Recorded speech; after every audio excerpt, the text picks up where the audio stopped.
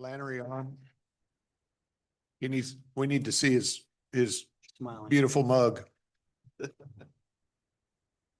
Hey, Yep, there he is. Okay. All right. Are you good? I'm good. You good, sir? Is Karen, you good? Okay.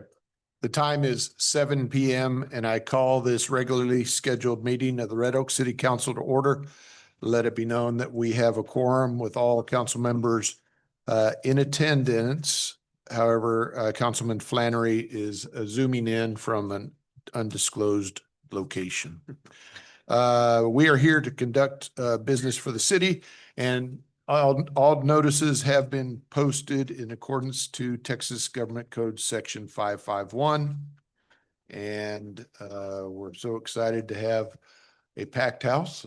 It's either you're really mad at us or anyway, we're glad you're here, and I want you to remember this because I get to lead us in a invocation and pledges, and so I'd like for you to join me as we do our invocation.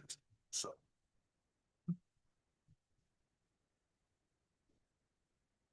Heavenly Father, thank you for the ability to be in a free country, a free state, and a free nation.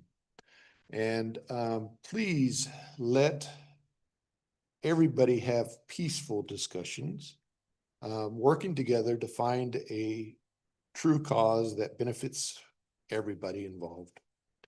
Please be with our first responders, our police, our fire, our healthcare workers. Please be with our school district as they help nurture and educate the future of our community.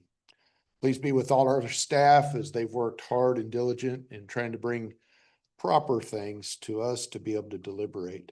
I ask that each of our council members keep an open heart and open mind, make sure that we do things the way that I think would be pleasing to you. Thank you for the leadership, our legal system, and all those citizens here and those that didn't show up. In your name I pray. Amen.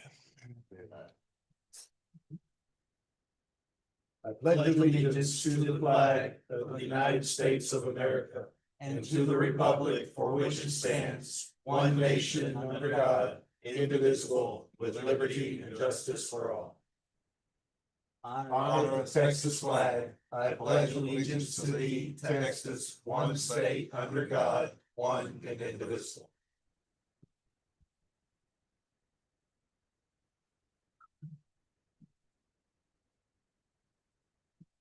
All right. Thank you all. Thank you all very much. Councilman Flannery, can you hear us okay?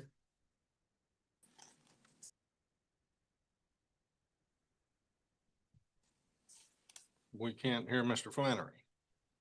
I can hear you. Okay. There you Excellent. All right. So first part of our meeting tonight is presentations, and Chief Blanton, you have an introduction for us.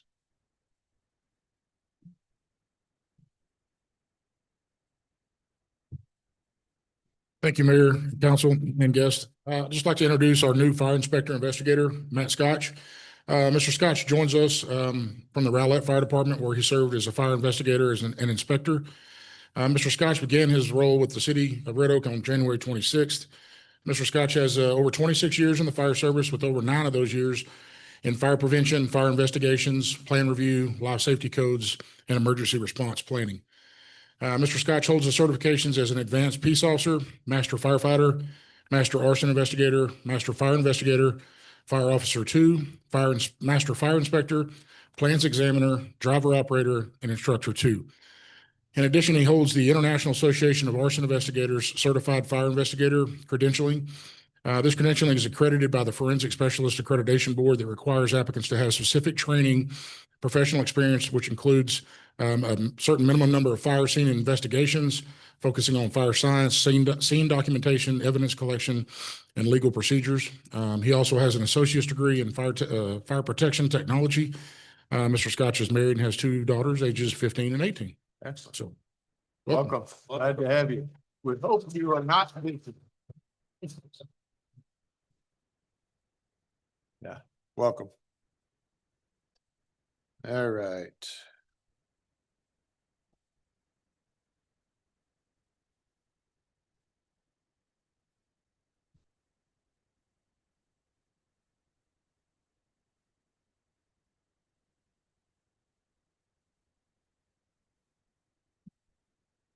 So this first proclamation is actually for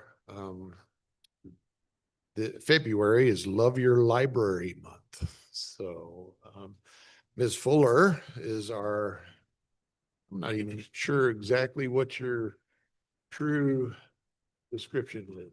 Yeah, library director. I know they got, I don't know, so many things that I never can remember. But you have several supporters with the library board that are here and friends of the library.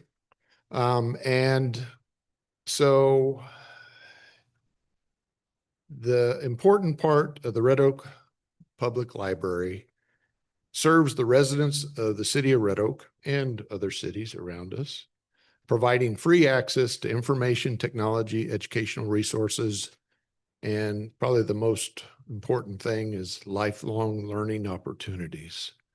And so it's with our great honor that we get to recognize and proclaim that February as Love Your Library Month and encourage all residents to visit the Red Oak Public Library, participate in its programs, and celebrate the important role libraries play in our communities.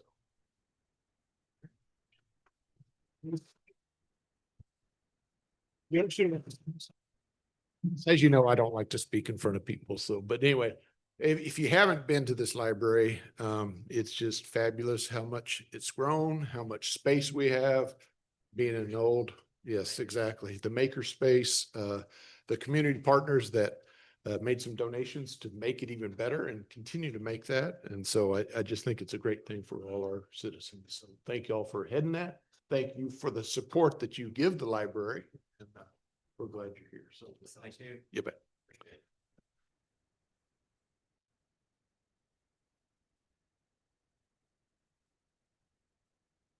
And then we get to give a government communications day, and that's February 20th. So coming up here, and Alexa, would you like to come up? And I'm going to brag outside this.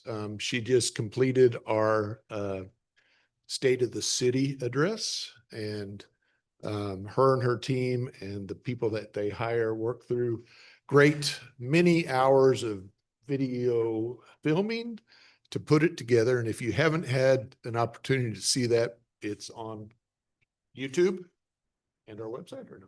Okay. So our website and YouTube, it touches on all our core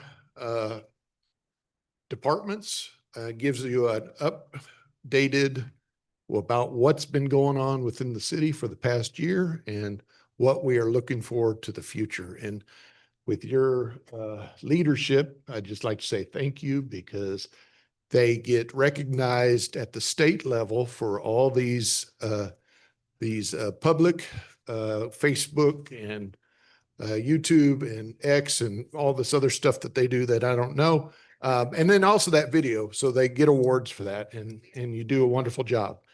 And so we get to proclaim that February 20th as Government Communications Day and encourage all residents to thank the member of the Communication and Marketing Department who have dedicated their careers to ensure that the city of Red Oak has effective, impactful, and successful communication strategies that resonate and are relevant, just like the raising of the tower. If you've seen that video.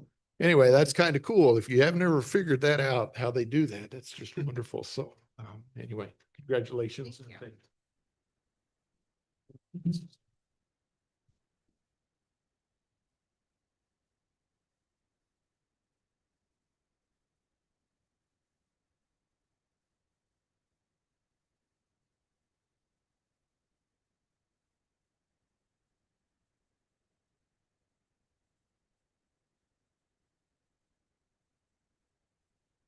Okay, so now's the time for public comments.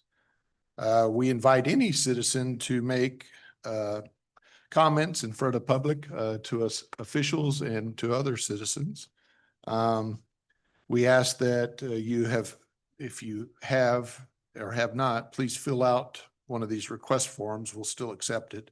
We have several, and I'm going to go by the order that they were turned in. Just remember that if a subject that you bring up is not on our agenda, we're not allowed to talk about it.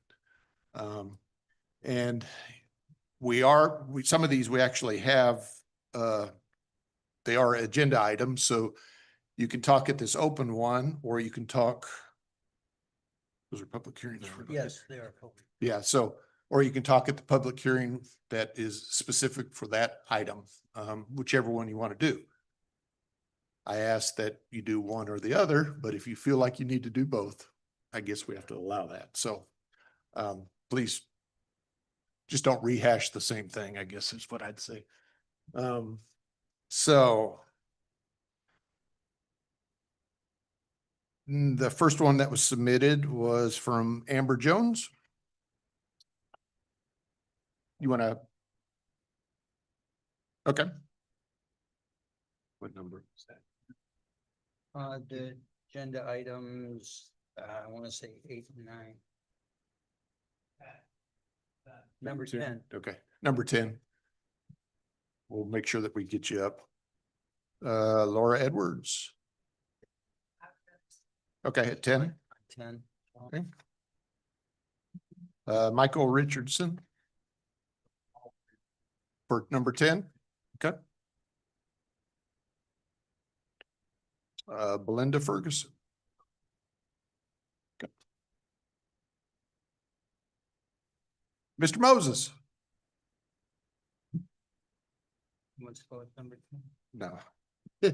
So, please, state your name, your address, and what do you want to speak about, please? Chris Just remember you Moses. got about 3 minutes. Yep. The timer's on the wall and, we'll go from there. Chris Moses, 120 Stainback Court, Red Oak, Texas. A couple of council members know exactly why I'm here tonight. Todd should know also. Stainback Court is in dire need of being replaced. I know this agenda item has been approved to be redone, but I don't feel like it can wait till summertime to be replaced. The rest of the area can wait till summer. But that road is in dire need of being done. After this initial snowstorm, ice storm, I got many calls while I was on my trip about how bad the road was. I got home and I was shocked to see how bad it was. It was mud. It's down to the base on that road in many places and it has turned to mud. And I don't think it can last till the rainy seasons, and neither does any other neighbors. And she may have another one in her inbox to read off to a neighbor that sent one in too, possibly. But yeah, that thing needs to be done as soon as possible. If it can't be done as soon as possible, the Public Works needs to come out there and do large temporary patches out there, not just coming out there shovel full after shovel full. That's what they did last week. It'll be broke away in 2 weeks for sure, after this next rain coming this weekend. Also, just a quick mention to Todd, those red lights out there are not working. They're lasting 15 minutes at a time and cars are running them because they're getting tired of waiting on them.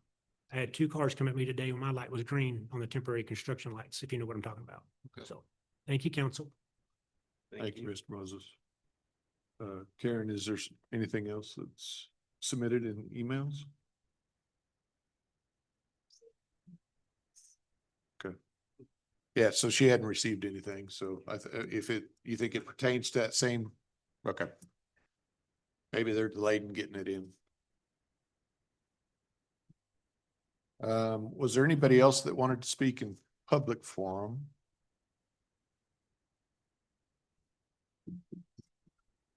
So the Public Works, we might be able to talk about that at the end and part of their report, something like that. But don't ever know. Okay. Hearing none, then we will move on to consent agenda. Consent agenda are items that are considered routine in nature and may be acted upon in one motion. Any council member, myself, or city manager, management can pull something to talk about separately. These are items 1 through 6. something that might be, that we've discussed about before, something that's reoccurring, just some updates for like red, white and blue or red, whatever it's called type things. So, anyway, is there anything that needs to be pulled and discussed separate?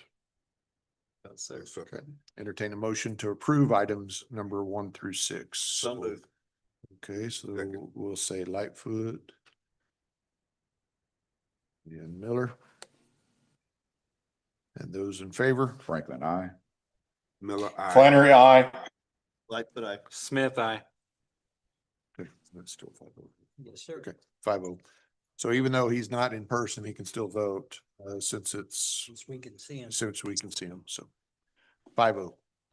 All right. Item 7, conduct a public hearing and consider approval of ordinance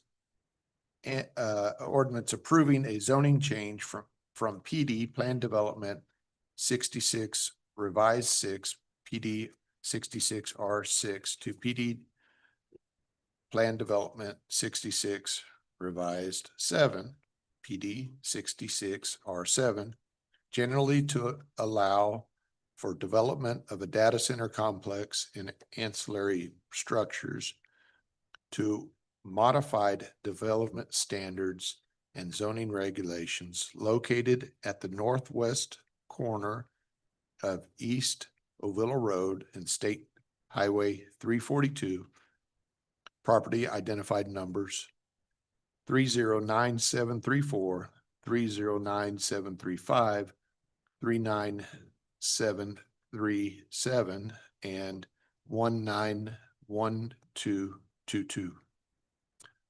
In Ellis Appraisal District, City of Red Oak, Ellis County, Texas, requested by Alamo Missions. Mr. Roderick.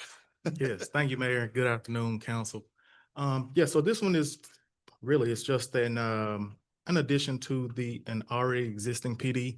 What they're doing is they're going to add the additional parcels that you see on the screen. So kind of this area here and an additional parcel here, they're going to incorporate the area here they're going to fold it into the PD so they can develop it into like the retail area, and they're going to drop down this area that they're already included inside of the PD so they can develop it into the data center potentially whenever they get ready to expand that that area. They're not looking to do anything right now, but whenever they get ready to develop, they're going to have that luxury to be able to extend that data center area into the area that's just south of there. So, and then keeping the retail area into the area just to the west of there on the west side of Austin Boulevard. So, okay. So I'll show you the exhibit that way that they have, so you kind of see it a little bit better. So keeping the industrial area, just expanding it further south, and then the retail area, they'll have the luxury to kind of do that on the west side of Austin Boulevard. Okay. And they'll have to bring them back for development plans Yeah. when they are ready to. Exactly, absolutely. It's like, Yep. Okay. Thank you. Okay, so this is a public hearing and I do have an ordinance number for this. It's 26-002. Okay. The time is 7:19:18. And is there anyone that wishes to speak for or against this? Hi there, Victoria Morris. I work at Jackson Walker, 2323 Ross Avenue, Suite 600 in Dallas. Just here on behalf of the applicant and property owner. If you have any questions, happy to answer them, but thank you for your consideration. Thank you, ma'am.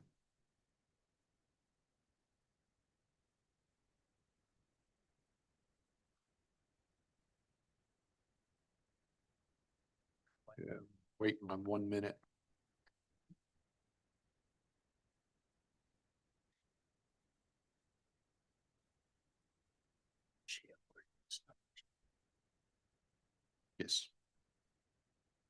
Okay, the time is 7:20, and I'll entertain a motion to close this public hearing. So moved. Okay, that's Smith and Franklin. Yep, Franklin, yep, okay. Franklin, those in favor? Franklin, I. Flannery, aye. Miller, aye. Smith, aye. That passes 5-0 to close it. So this is to kind of answer some questions. This is the property out in front of Google, and I didn't realize they had the property on the west side of Austin. Right, so they don't have that, they're gaining that property from us right now, from Okay. our development For corporation. the IDC, from the Yeah. IDC, okay. And so, yeah, so the determination of this passing depends on whether they, yeah, that's right. We need to say yes to this. Otherwise, they're not purchasing it, so it's with this development change, so. You have any questions with it? So I'll probably preemptive some questions answered. The way that the state was taking some of that property for the overpass that was going over 342, it was not making it amendable for us to do development down in that bowl because of how far back they were going to bring that. And so that's why it made more sense for Alamo Missions to request to be able to purchase this. The only way that they were going to accept that purchase is if they could get this zoning changed back. Is that correct? Okay. So There's the question I had, so that's good. you're making it easy. Okay. Any other questions? No question. Entertain a motion to approve ordinance 26-002. So move. Okay. Second. Miller and Franklin. Those in favor? Franklin, I. Miller, aye. Flannery, aye. Lightfoot, aye. Smith, aye. That's 5-0. So that is approved. Item 8, conduct a public hearing and consider approval of ordinance number 26-003. Approving a zoning change from PD Plan Development 113 revised to PD Plan Development 113 revised 2 for submittal and approval of a development plan for a school lower than a high school level, generally located on the south side of Harmony Way and approximately 1,005 feet east of the intersection of Yule Road and Harmony Way.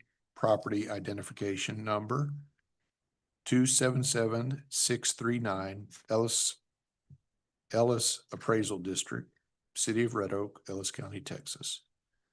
Requested by Mr. Roderick. If you want to, Mayor, this one is also coupled with the preliminary plat number 13. Okay. If you guys want to act on that as Okay. kind of together. Can we do that? Mayor, You're on, you're on. yes, you may do that, and please read it into the record. Hang tight.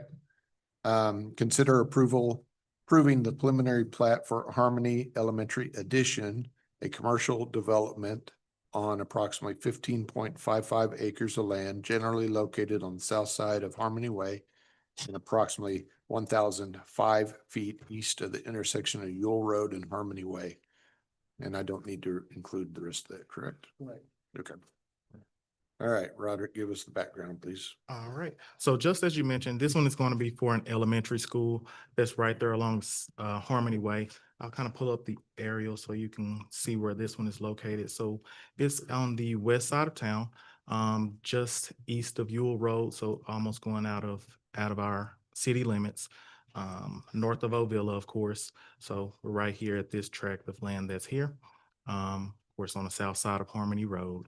The proposed school is going to be here. So they have it's a nice design that they have here. And yeah, laid out pretty, excuse me, sorry. Yeah, laid out very nicely. They're controlling the traffic pretty good here. Landscaping is going to be abundant around the property. It's our landscaping plan. All the bus, well, we'll talk about the flow of the traffic first. They have the drop off and everything that's going to be here for the parents. Buses will come on the east side of the lot, come in, drop off around here. Of course, they have their playground and all of that there. There is a neighborhood that's it's divided from the neighborhood by the creek that's on the east side of the lot. And then, of course, they have some, I think, a creek area on the south side of the lot, kind of a wooded area that they're going to have there. That'll provide some separation from there. And that's kind of it with that one. They do have some detention area that's going to be on the south side there that they're proposing for this lot. And to their landscape plan. They're proposing to landscape it pretty nicely with a lot of trees that's on the east and west side of the property. So that should deter a lot of the noise that you will typically hear. That's what landscaping does a lot of the time, is it takes some of that noise that you hear and it deters it versus a lot of just the concrete. That just kind of noise just bounces off of that. So you'll get some of that. But of course, with kids, you will hear some of that when they're at recess or something, potentially. I don't know how loud kids yell these days, but I don't know. They're But called nonetheless, muzzles. yeah. Nonetheless, that'll be during the daytime hours when a lot of people are at work. So you probably, I don't know how many people will hear that. So, but that's a school ISD thing. So, but for us, it is approved as far as we would be favorable for the location for this school. So, Okay. and just that's it from our side of things. This is a public hearing, so it is 7:27. We'll open this public hearing. Was there anybody that wishes to speak on this for or against? I think singing, playing kids is actually joyful music, and not that I would want to put a muzzle on them, but.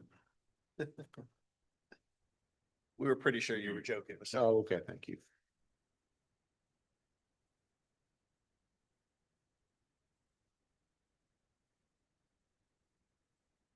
You know what? My apologies. I was intending to show you guys the plat since we're looking at the plat as well. So let me show you the preliminary plat also. And Mr. Palmer, with the plat, may I also see an area view, please? For the plat? No, you showed it a second ago, for the entire site. That's not their plat. Let's go to the aerial. I'm sorry. Yeah, after this. Okay. So this is their preliminary plat. It's just that one lot. Is what they're doing. So it just kind of shows that detention area and the lots that's surrounding this one. So. But for the aerial for this one, this is the aerial for this.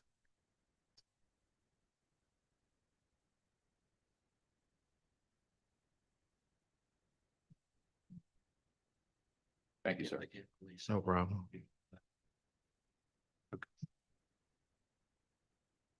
Okay, so what do you want to show us though? I'm sorry. I was just kind of showing you guys the preliminary plat that they had for this one.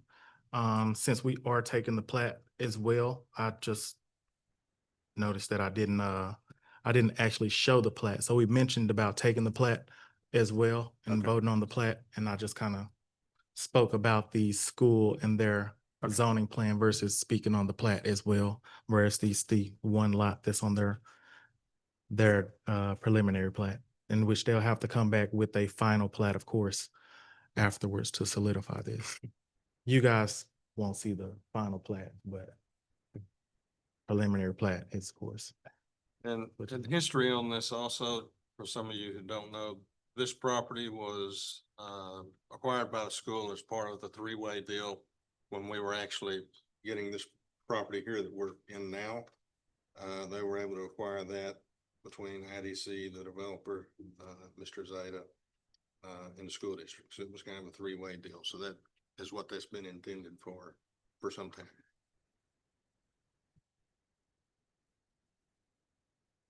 Okay, thank you, sir.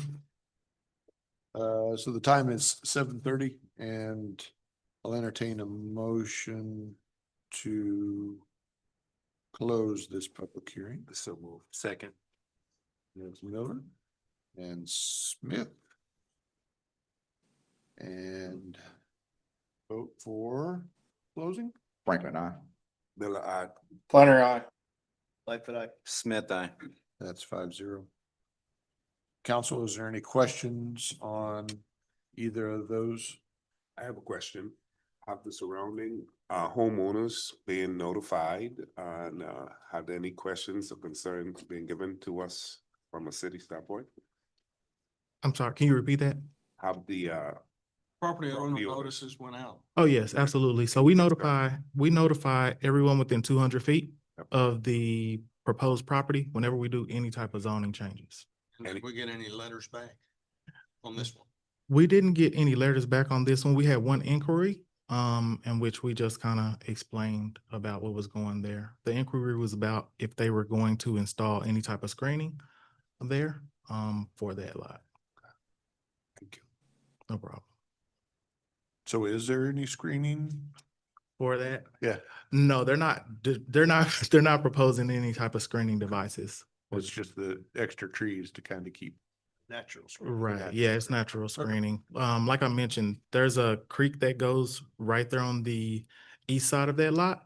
Okay. So it'll provide that separation from that school and those houses, as well as the landscaping that they have that's on their lot. So it kind of gives, it's a pretty huge gap between where those actual property lines are and any type of school property, so. Yeah. Okay. Okay, entertain a motion to approve ordinance number 26-003 So moved. and approve the preliminary plat. So moved. second. That's Franklin. Miller. Those in favor? Franklin, I. Miller, I. Flannery, aye. Lightfoot, I. Smith, I. That's 5-0. All right, number 9. Conduct a public hearing and consider approval of ordinance number 26-004.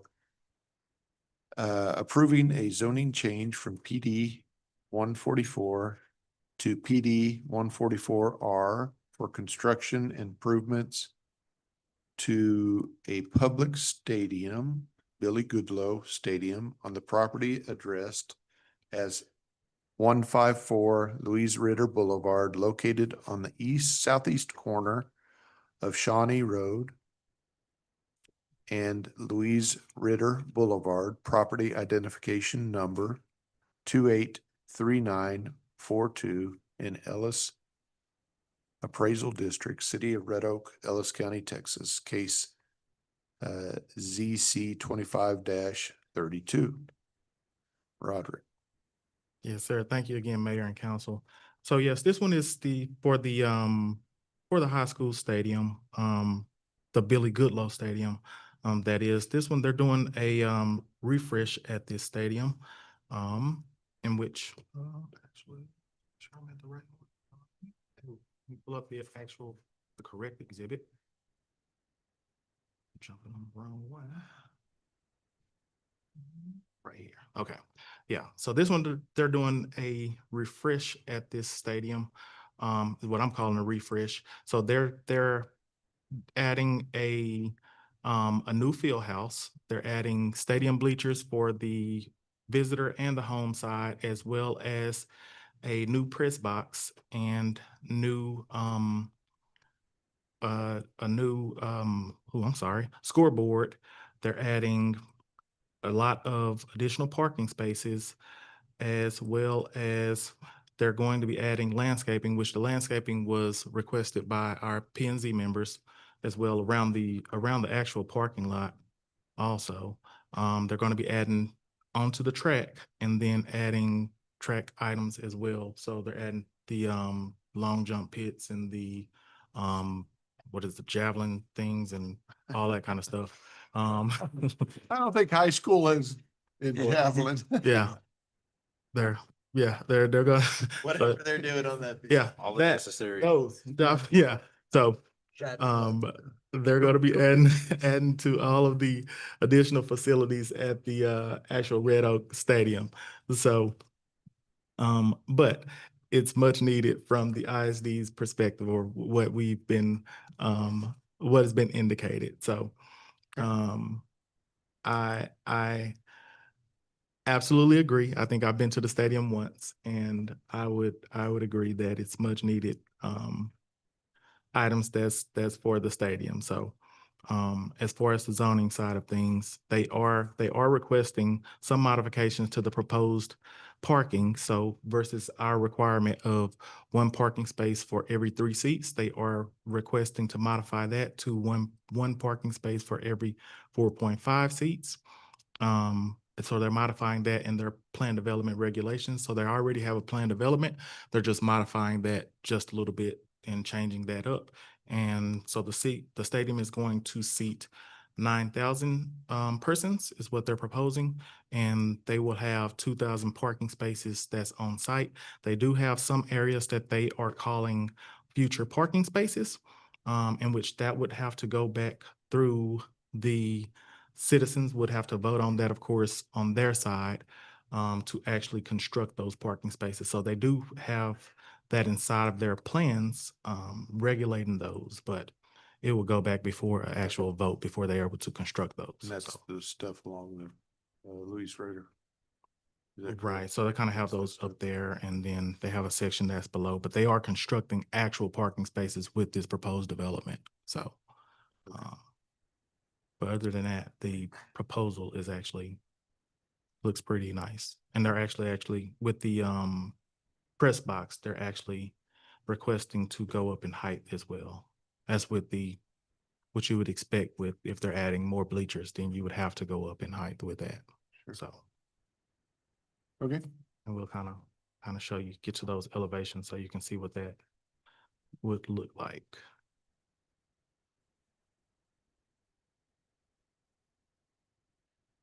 So here's from inside the field, and then outside the field. So it will go up to 108 feet would be the top of that stadium. okay. Is that like one elevator on each north and south edge? I couldn't tell you if they're going to put elevators in there. I would hope they're going to put elevators in there. When we spoke with the ISD, they were thinking about not putting elevators inside of there. So whomever is going to work those, I hope they have been working out a little bit so they can get their equipment there. But All right, so this is a public hearing. I have a question. Is the elevation supposed to be included in the development regulations? yes, I'll need to add that in. Thanks. yes, where the elevation is going to be included as part of the development regulations. Gotcha. Sorry.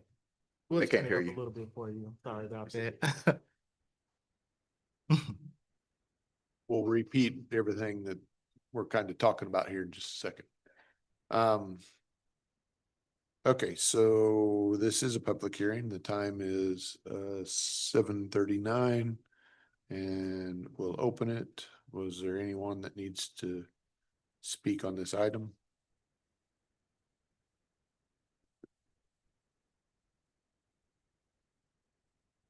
And I want to make sure that those who I asked earlier, we were getting that right as far as item 10, correct?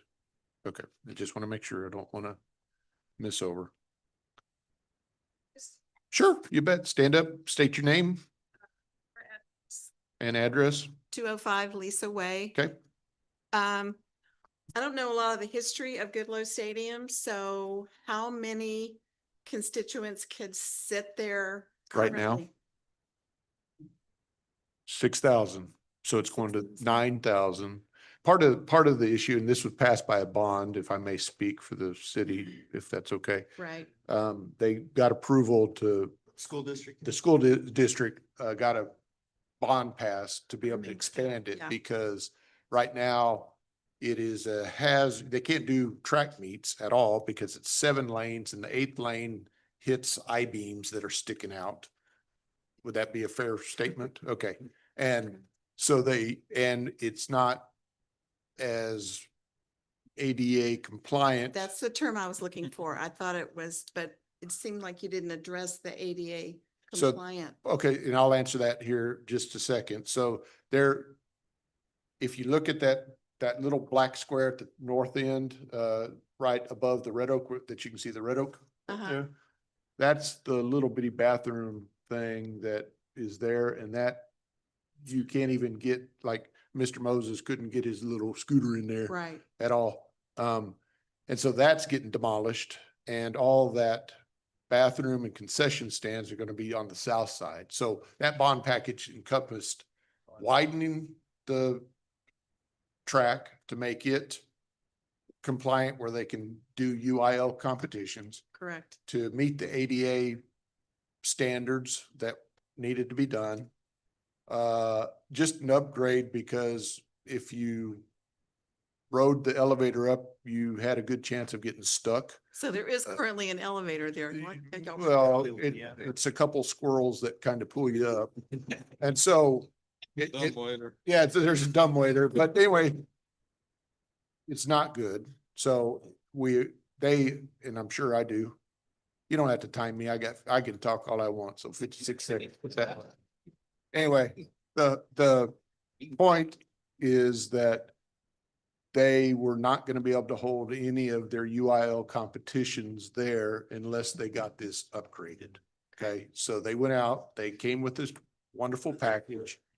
The citizens supported it, and so now that's why they're coming to us.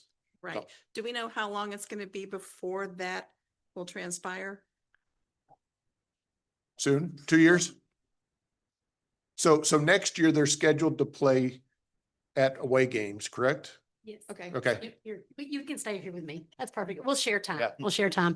name, Uh, address, please. We are going to, as soon as. Name and address, please. Sorry, please. Brenda Sanford, Yeah. Superintendent, Red Oak ISD, 504 Shawnee Road, right beside Goodloe. Okay, Red Oak, Texas. Okay, what we're planning on doing as soon as the track finishes for this season, we're gonna do a shutdown and we're gonna start demolishing all those old buildings and we'll start the refurbishing of it. We're gonna hold away games, all away games. Hopefully our home games will be close. We're trying to rent a stadium, so there will be no activity other than construction at Goodloe next year, with the goal of being able to open up the following football season. Okay. That's gonna be our goal. Did that And- help you? And, All and we are, Red Oak is now in a new district that they go pretty far. Some of the ones, right? I think. What's Crowley's the farthest? Okay, so, but it's something that they have to deal with. So our task is this, and I'm sorry. Hope that answered your question and alleviated some other people's worries. It's been established a long time. I don't know when it was built. 1977. So, okay. All right. Thank you for allowing me to speak. You ready to close the public? Oh, yeah, I'm sorry. No, it's, Thank just you. gonna make the motion for you. Okay, Motion, we please. Close the public. Okay, hearing. Step Lightfoot, Second. 744. Lightfoot and Franklin? Okay, those in favor? Franklin, I. Miller, I. Flannery, aye. Lightfoot, aye. Smith, aye. That's 5-0. All right. Council questions? No questions. I haven't been more happier to see something on the agenda than I am this tonight, so. Yeah, I love to see that something that was voted for. The Short school period of district time. has done all of it, all the work to make it happen and it's gonna be really good. I think anybody that's been to that stadium knows that will appreciate those updates for sure. Just a quick question, which of these items, are all of these items that you've listed here, things that we would have to approve separately for this PD, or are any of them things they could have done on their own? That's just procedural for me to learn. As far as what do you? Like I know that the the parking is one we definitely would have to approve, but as far as things such as the renovations to the interior, the building demolishing, the relocating their concession stands and bathrooms, are all those things that we would normally have to approve as part of their plan? So yes, if they were modifying, like changing, moving buildings or anything like that, Yeah. or constructing buildings on site, then they would have had to come back because they would have been modifying their development plan. Got it. So that now demolishing a building, that would have been something that we would have looked at that and allowed them to do that. But any construction or anything like that It on site, changes the plan, so we have. to look Right, at it. Okay, yeah. I'm just wondering which piece of this is making it come to us, and I know the parking is one that I've seen a lot of, so Mhm. that one would be a variance we'd have to look at, or a PD Right. element we'd have to look at. Mhm. Okay. Mr. Palmer, what's the current height? Of the stadium. Yes, I know we're going to 108. What is the current? I don't want to tell a story on that one. I'll have to get back to you on that one. 85 to 108. That's pretty significant. Are there any proximity issues as far as slopes or anything we need to be concerned about? It's not really, so in essence, it sounds like it's a lot, but I think when you're at the stadium and on site, I don't think that that would be a concern. Like you wouldn't see a significant difference when you're actually there. Like after it's constructed, I don't think that you see a significant difference. You'll notice it, but it wouldn't be like, oh, wow, that is just. Okay. Thank you, sir. Fire departments looked at it for collapse areas and so forth, so it's good from their side. All right, thank you. And to ease y'all's citizens, just remember everything's sprinkled and little tinklers up there and stuff like that. So they have to meet all that code. So that's all good. And hopefully it doesn't freeze like it did 1 year where everything froze. All right, legal? Yes, the motion would also include the building elevation, which was displayed during the presentation of the press box area in the edifice. So I've added that in. Thank you. Any other questions? No question. Okay, entertain that motion to approve 26-004. So moved. Second. Smith and Franklin. Those in favor? Franklin, aye. Miller, I. Flannery, aye. If I, Smith, aye. That passes 5-0. Okay. Item 10, conduct a public hearing and consider approval of ordinance number 26-005. Approving a zoning change from PD 38 revised 3 to PD 38 revised 4 for construction of a public stadium, Red Oak High School field on the property addressed as 220 South State Highway 342, property identification number 179902, Ellis Appraisal District, City of Red Oak, Ellis County, Texas, case ZC 25-33. Yes, sir. Give us the background. All right, so this one is actually the what's been described as the practice field, and some small renovations to the I guess what's already their current practice field. I think they're going to do a few modifications, add some turf for, I guess, to get dirt off kids' shoes that's here. So, but the main thing is they're going to be adding this field along with the track, and the track elements that are here that's just adjacent to the neighborhood that's just south here, as well as the parking lot and landscaping that is going to be going in at the school, at the actual Red Oak High School. So on the other side of the actual stadium building. So this came in, of course, to us as a part of, I guess, the other portion of a bond package that came in also. This one, it would be fine with us as far as the zoning is concerned. This one, the ISD has made modifications to the previous, what was presented during zoning, P&Z, of course. So what they came in and modified, they did move the parking, they reduced the parking as well. They moved this parking that they have here to 70 feet away from the residents. Initially, they had it a little bit closer to the residents. I think they had it at 30 feet initially from these there's residences that are adjacent to them, so they modified it, moved it over, added some additional shrubs, so for screening. And Those are shrubs or those are trees? these are shrubs. They added some additional trees as well along that southern side of that parking lot. So any type of lighting or sounds or anything like that, there it'll add to the reduction of that for that portion of it, as well as over here. They didn't move the track or anything like that. That track is, so here it's just showing that distance there. It's approximately about 45 feet from that property line there to before you get to the track that's going to be there, the outside lanes of that track. That'll be the closest distance that you will get to those residences before you get there. They do have, of course, chain link fence around that that area that is there, but Show me where that goes. the fence Yep. is going to go just around that entire Now, area. don't waggle your little hand thing. Oh, Draw it it was for me. waggling. I'm Yeah. sorry. It just kind of goes. So is that The that? thick line? Yeah, So, yeah, it's going around the lot. I wish I had a better exhibit for it. Let's see if I got a better exhibit.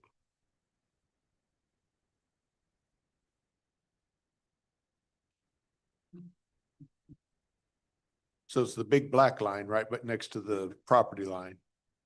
No, no, No? no. That's the outline of the. Yeah, I was trying to see if I had a Okay. exhibit for it. But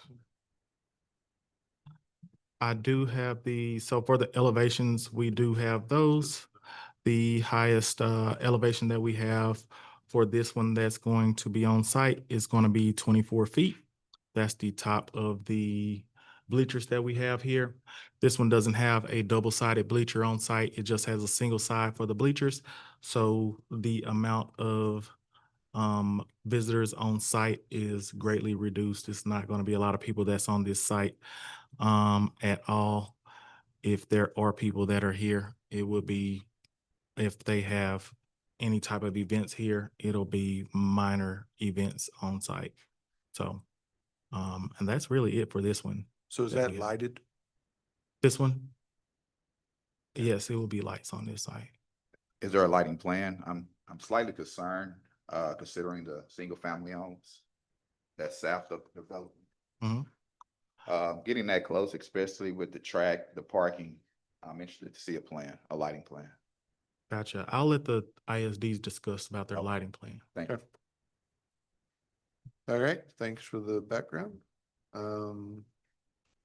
So this is a public hearing and the Can we time, get those details before we do the public hearing or wait till after?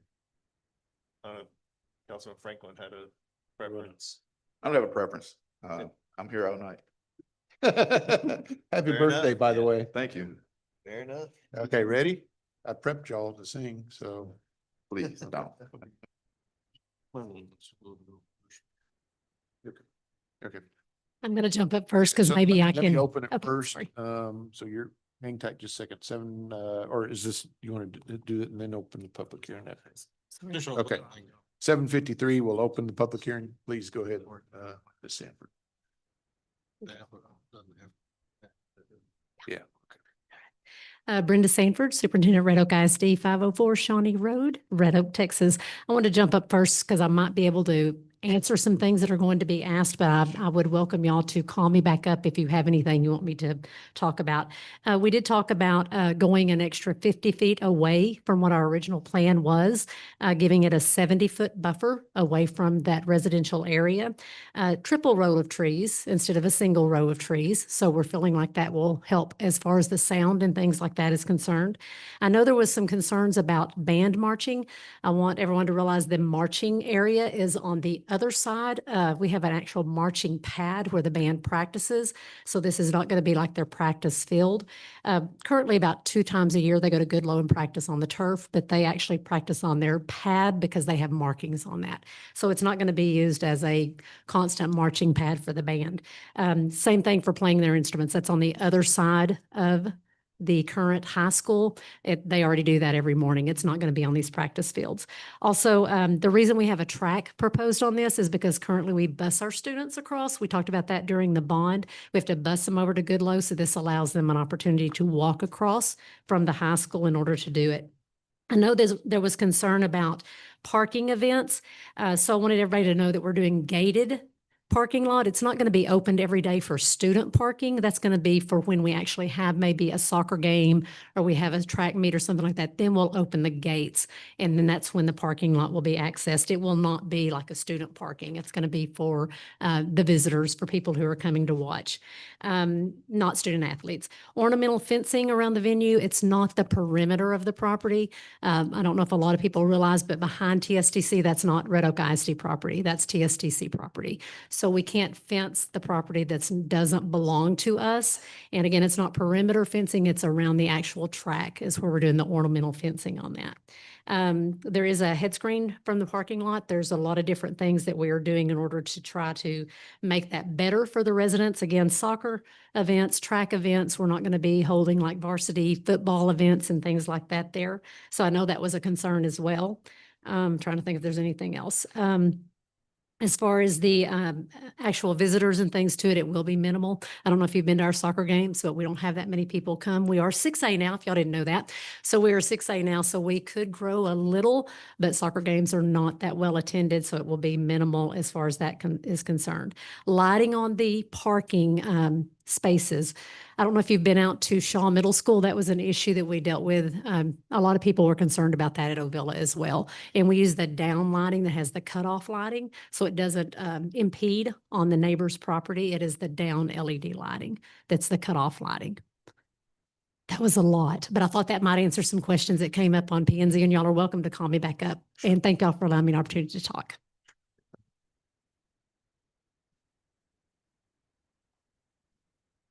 So since this is a public hearing, we're gonna go back through 1 through 5 or 1 through, Ms. Karen has the oh, list. sorry.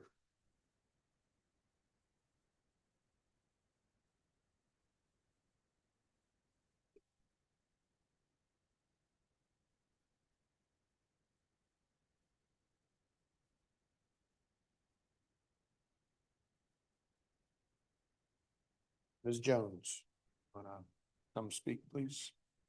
Come up, just a reminder, state your name, your address, and we understand you're talking about item 10. And just remember that, you'll have 3 minutes to be able to talk, about this, so. My name is Amber Jones. I live at 215 Sandy Way.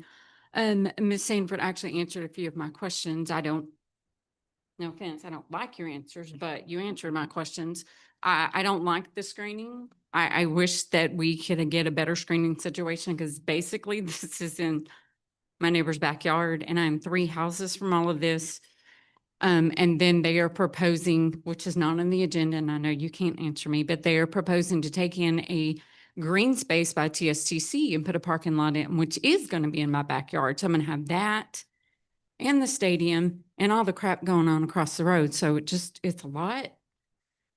Just would be nice if we had better screening and more protection for the neighbors, but,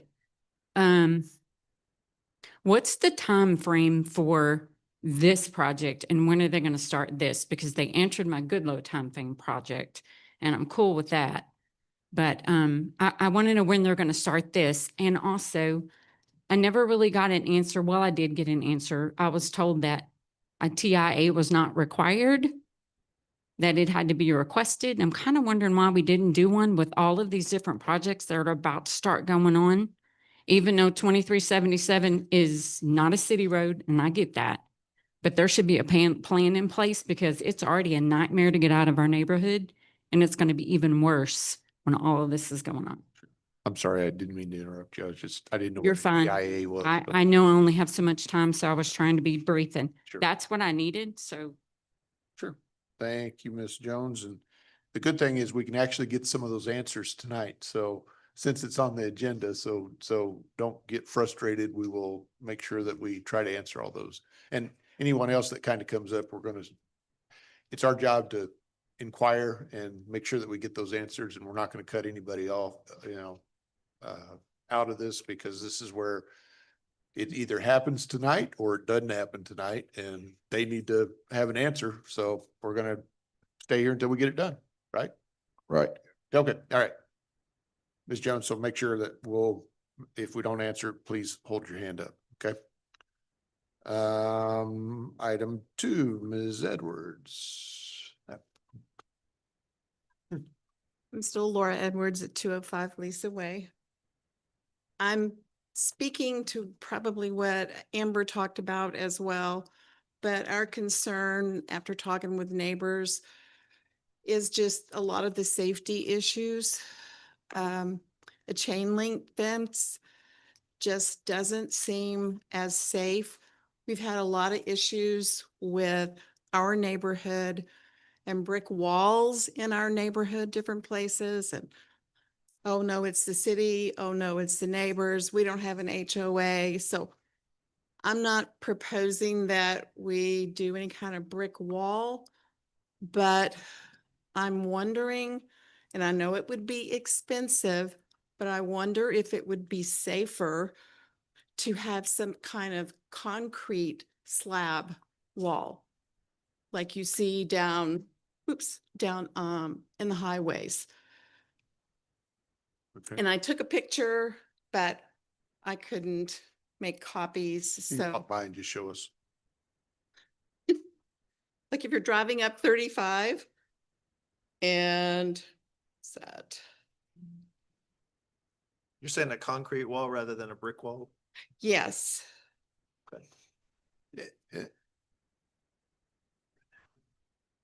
Start left to right, please. Start left to right so they can see what you're. No problem. Picture of a wall, wall idea. She prefers. Okay. Okay. Yeah. I have. Yeah, which part? Oh, yeah, they're pretty.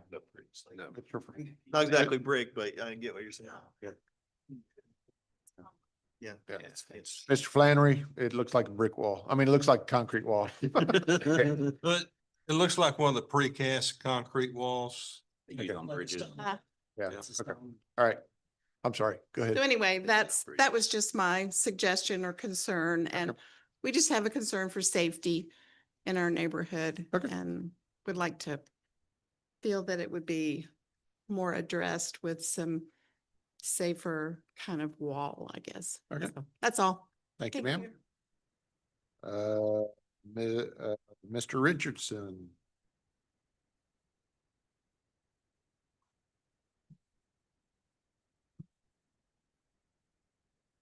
Michael Richardson. I live at 218 Sandy Way in the Bryan Terrace subdivision. Good evening, Mayor, council members, and attendees. So yeah, I'm here on behalf of my neighborhood out of concern for this proposed PD provision. The neighborhood is just on the south side of this. Actually, let me move this up so I can stop leaning over. The neighborhood is just on the south end of this, and overall, I'm just concerned about the location. It's been described as trying to fit a size 12 shoe and size 12 foot and a size 6 shoe, stuffing, all that was proposed there and in kind of a relatively small area. So my overall request and concern is, what other locations were considered? Is there another location that could be used possibly for this construction other than what's been proposed? And then in addition to that, I'm just concerned about the potential negative impact and disruption for the neighborhood, the distance to the neighborhood, the screening, the noise, visibility. It was already mentioned about the traffic. There's no turn lane on 2377 right there. It's already a big safety hazard when people are trying to turn left into the south part of the high school there. I've seen many almost accidents at that particular location. So this would just be adding to that. So that's a concern from a safety and traffic standpoint. So I just asked that the council would consider these concerns as if this was their neighborhood, as if their house backed up to the proposed construction. Obviously, no one would really want this behind their house, if we're all being honest. So I just asked that the council would look at that from that perspective. Thank you. Thank you, sir. Mr. Richardson. Ms. Ferguson.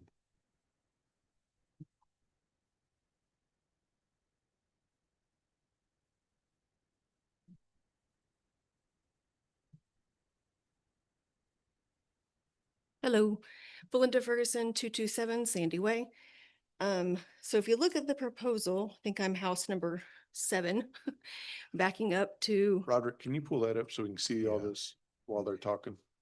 We'll- Yep. We'll give you 10 minutes. You could see it, we could Just- see it on our. yeah. Oh, yeah, thank you. So my backyard literally backs up to the parking lot. So I'm a track parent. I was the one that shouted out, said we actually don't have Javelin in the state of Texas. So I support the need for the additional facility. I actually voted yes for the bond. I know there's a need. Both my boys are track athletes. They both were bused today to the middle school to practice. But similar to my neighbor, Mr. Richardson, I feel like we're trying to fit too much in that area. I thought it was gonna be a practice facility, not a full-blown stadium seating 600, 800 people with 200 parking spots. I do appreciate the consideration of moving the parking lot a little bit away from my backyard. I do appreciate that, but is there anywhere else this facility could go in the land that we already own? I'm not asking the district to build a wall. That'd be too much to maintain. Like you said, our neighborhood now struggles with who maintains it, who builds it, who puts it back together. We don't have an HOA. I think that would be too much for our neighborhood to maintain. A fence would be great. It needs to be taller than what's around the practice field now because there are kids on that field every day now. So it needs to be at least 8 feet, 10 feet. But could we relocate it to another part of the land we already own? Because I support it. I know there's a need for it. It's just a matter of where it's at and doesn't need to be quite this large. That's all. Can I ask just, when you say another, you mean another place like in the high school campus? So there, because the busing was the issue or that they're trying to solve. So you're saying that there may be a better spot Yeah, I mean, the to busing, position it? yeah, because like I said, my boys are high schoolers now. They're track athletes now. They're bused to the middle school to practice now. When there's a soccer game, my son does shot put and disc. He doesn't have anywhere to practice when there's a soccer game because that facility is taken. So they need this to be able to compete and be competitive, but doesn't need to be this, doesn't need to look exactly like this. And to mention the traffic, now, I mean, where we live on Sandy Way, you pull out now, and then I don't know, yeah, there's gonna be another driveway and then another driveway. I have a teenage driver. They don't need another driveway to navigate coming out of the school there as well. And I understand it's only gonna be for soccer games and JV games and freshman games, and those crowds are much smaller than varsity crowds. I understand that. But is there somewhere else it can be? Can we buy that land from TSDC? I mean, I don't know how much they're asking for it, but would it make sense for that land for it to be on the other side of the practice fields? Because what the practice fields that are turf there now, there's an open field on the other side there. Could it be relocated there and be the parking there, which would hook up with the existing parking? And then that way there wouldn't be another entrance and exit to 2377. Sure. Which would also help with Amber's impact to traffic Sure. as well, because it would just be the existing exit versus another one. Thank you very much. Okay. Okay, we can maybe try to delve into some of that. Yep. So, thank you. So Roderick, can you give us a full campus view? Can you do that? Yes, and having an aerial on standby, please. You know, I like aerials. So Gotcha. in case some of you don't know, can you drive So- this? Not from here. Oh, so see that little Red Oak, Red Oak High School band hall, little figure thing? Can y'all see that? Top of the screen. Try right there. See that? See that little, Mask of comedy and tragedy. yeah, so that field to the north of it, see that? That's where the band practices, right? Okay. All that land that's to the north, just south of the houses, in case you don't know, I'm gonna kind of fill you in. This school is geothermal. There you go. Thank you. I had stuttered.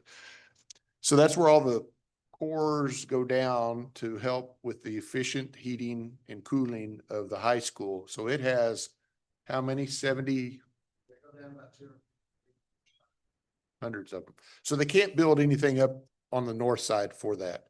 But that was part of that design such that any expansion was going to go kind of come, well, some of it can go up to the north, but not fields and things like that because these cores that go down and help. So they can't do that.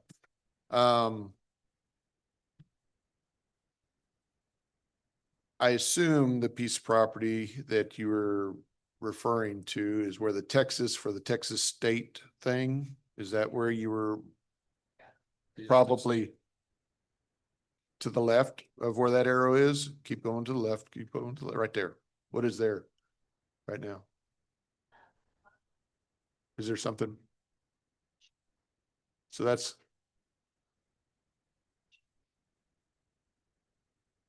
right. So I'm trying to answer one of those questions that someone brought up, that there was going to be some acquisition of land from TSTC next to the neighbors down by the Google Maps way, down there at the very bottom. That is in between the two turf fields and the Texas State College there. So it's that land, and that's where that parking lot that somebody shared with you is going to be back to your back house. It's not, it's up there. So that should alleviate some of that concern that someone brought up. Okay. Plus the state. Okay. Yeah, those are the questions we want to, we can tell us in just a second. Yeah, we'll get you to answer some of those. If they can move it there. Yeah, we're still in that public thing. So while we're trying to answer that.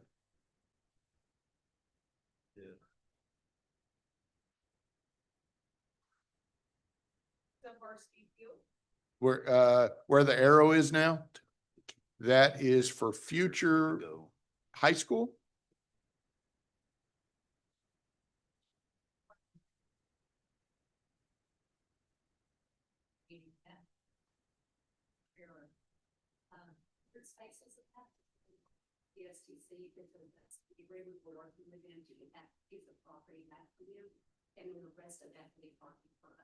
Okay. And do you know where that CTE building might be going? Do you have the main entire campus? Okay. Yeah, take that all the way out, zoom the whole thing out. Oh, yeah, the first page overall. There you go. So here. Okay, not in contract. You see that down there? Yeah, so up here where his hand's at, that's gonna be some additional improvements that they're gonna be looking at here in the next month or two. And because of those improvements, that's taking some of the existing parking that's right behind the existing school. So what's happening is they're taking and replacing parking down to the west of TSTC. So they'll actually have a little bit more than they do now, but that's replacing a lot of what they already have existing. It's not for tonight because it's going to be with the second improvement request that comes in a month or two. Yeah. Can y'all see that? Okay, but before you do that, yeah, I'll have to have you come up and state your name and your address. We're trying to answer some of those questions that might have been brought up a while ago, and then I'll let you speak if that's okay, sir. Okay. Don't let me forget. You throw something at me. It's all good. Hit him, but throw it at me. Okay. He's taller. Yeah. Mr. Mayor, if they could address the TMP question for the traffic management plan. So let's do this real quick. There are things that we can require of a school district and a school facility, and there's things that we can't require of it because it's a state entity. Bob, do you want to go through and kind of explain to us what we can and what we can't control on the development like this? Okay. Thank you, Todd. since 1966, and the Supreme Court of Texas decided a case called Austin School District versus the City of Sunset Valley. And that case indicated that a ISD is a political subdivision of the state, and the city could not control zoning on ISD property. That's been the law in Texas since 1966, and in 2026, it's still the law. So the school district gets to decide where they put their schools. They get to decide where they put their athletic facilities, because they have made the argument, which was a companion case that was decided in the city of Addison versus the Dallas Independent School District, where the city of Addison opposed the placement of Lowe's athletic facility and I think it was bus barn that went along with it. And the court said, no, those are integral parts of the educational mission of a school district. And so if they decide that that's where their athletic facilities go, then the city may not tell them where those athletic facilities go. And that case was decided in 1984 and is still the law in Texas. Unfortunately, I had the misfortune of being the representative of the city of Addison in that case. So I am So he keenly lost. aware of that. I didn't lose, my client lost. So there has been a subsequent Attorney General's opinion, and it says despite, and it was decided by John Cornyn, who was then the Attorney General, so it's fairly recent since the Addison case. And it said, despite the fact that the city could not regulate what elements the school district could place on property that they own, the city could impose regulations as to health, safety, and welfare regulations. And that includes the height of the building, the setbacks of the building, the screening of the building, traffic safety in and out of the site itself, as well as lighting, all those traditional things that you've heard you've voiced your concerns about to the school district. So those things are in play for you. The photometric candlelight at the property line and the landscaping. So those are things that they can talk about. They have questions about, but we don't get to decide where the school district puts its facilities. The school district decides where they put their facilities. And in terms of the traffic impact analysis, even if we did a traffic impact analysis, we couldn't enforce it because it's not our right of way. It would be Correct. TxDOT. It's So TxDOT. TxDOT is the one who would have to require a traffic impact analysis on State those highway. improvements, because we can't control it. It's not our right of way to require them to add things. State highway regulated. Although we call Louise Ritter, it's still state Right, highway. right. So, and I, thank you Mhm. very much. So we understand the concerns. I think the school district had taken some recommendations from our P and Z to try to help buffer some of those concerns. The one, and I want to say right now, is there not, what's the mound to hill called? Berm. The berm? Yes. Is there not berms there? There is a berm on the site, Okay. or there's a berm on the On school the- district site. Mm-hmm. Is it quasi? How tall is that? What's the It's- definition of a berm? I'm gonna show you the berm. Well, I meant, how high does it have to be? What qualifies a berm? Okay. Undulate, sure, okay. Uh-oh. Go back. So you can kind of see it a little bit. Oh, one, Excellent. I see one berm. Yeah, Yeah, it's up and down. so it runs along. Okay. the Okay. perimeter. So for me to say that, citizens, please, I mean, I think the school district has taken some of those recommendations that they heard. They listened to your speaking at the at the P and Z. They came back with a triple layered tree thing. I would say continue to make sure that berm looks like a berm and not just a little anthill. Roll it back and forth. I would like to see where that fence part really is. If you can you pull that up? We're still in the public, open, right? Okay.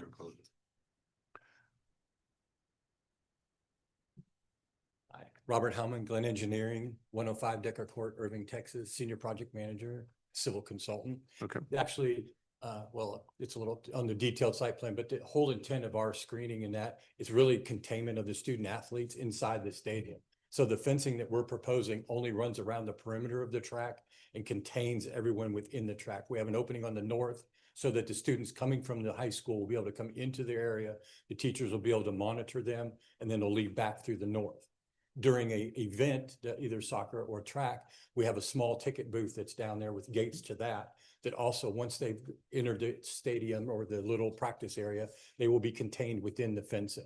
So our intent is to contain them within the event and not let that outside. The rest of it will be the way it is today. Okay. So I think that might have answered some of y'all's question. And I will let you come back up. Yes. Yes, ma'am. And refresh me of your name again. Yeah, Ms. Ferguson. Okay.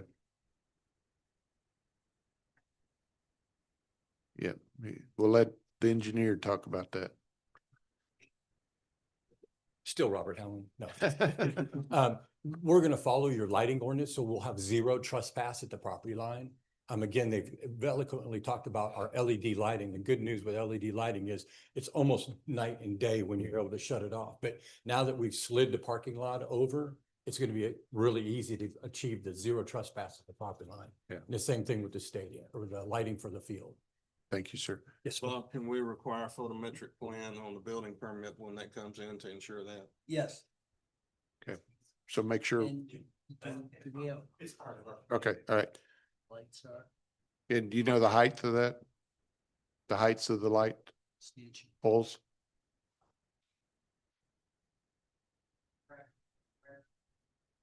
$25 feet, okay.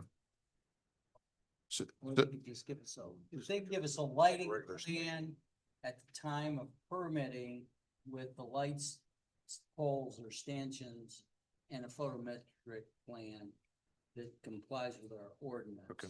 That's what we could require. okay, so be it.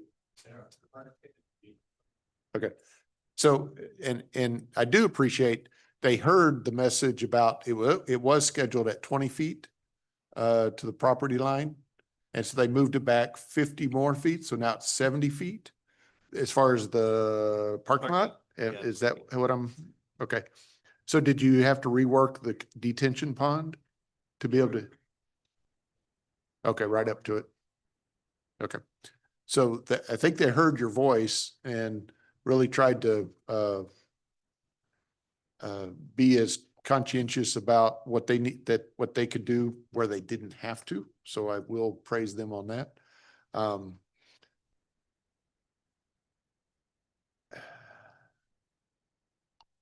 There's another, do you still have kids walking through the neighborhood? Okay. We had that way back when too, so.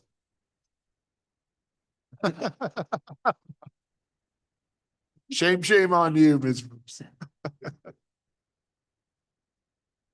Okay.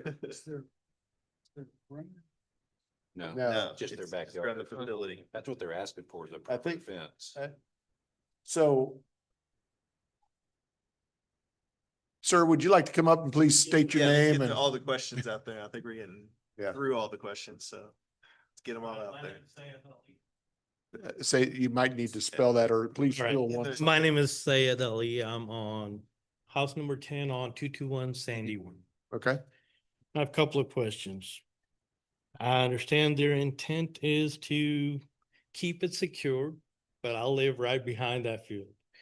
And I see the turf field played with the kids on daily basis. And I see the tennis court played with citizens, play it on daily basis. Okay, so that's my first concern. Second concern is, okay. Second concern is the lighting. That's gonna be like 4 nights out of the 7. It's gonna be like literally blaring into my house. Like, Okay. there is no. And then the last one is they're saying that they're gonna put shrubs, not trees, no walls. And then you're gonna put bleachers, like anybody sitting on the bleacher is gonna be staring straight down in my house. And that's going for everybody on that Sandy Way Street. Okay. So those are my concerns. I mean, Okay. they haven't said anything about answering that. So. Okay.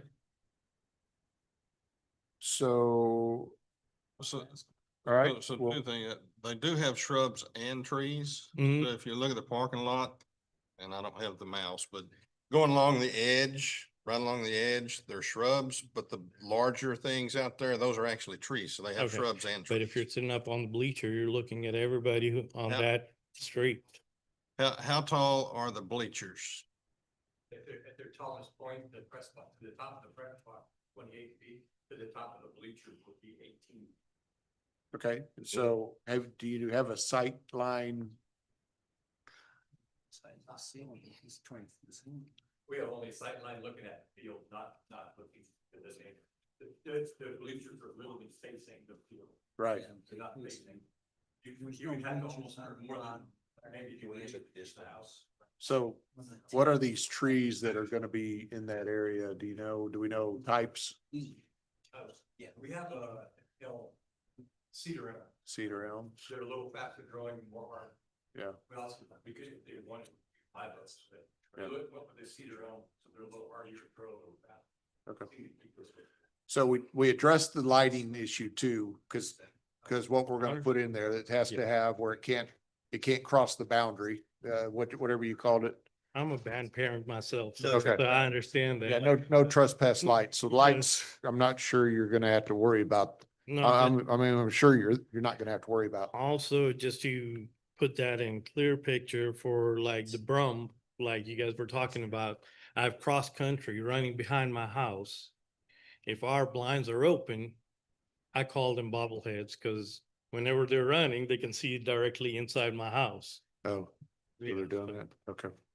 And that. Well, we'll call it that's the- steeplechase next time and we'll put some little water that they can kind of jump over to. So those are the few concerns I have. Okay. Thank you, sir. Thank you, sir.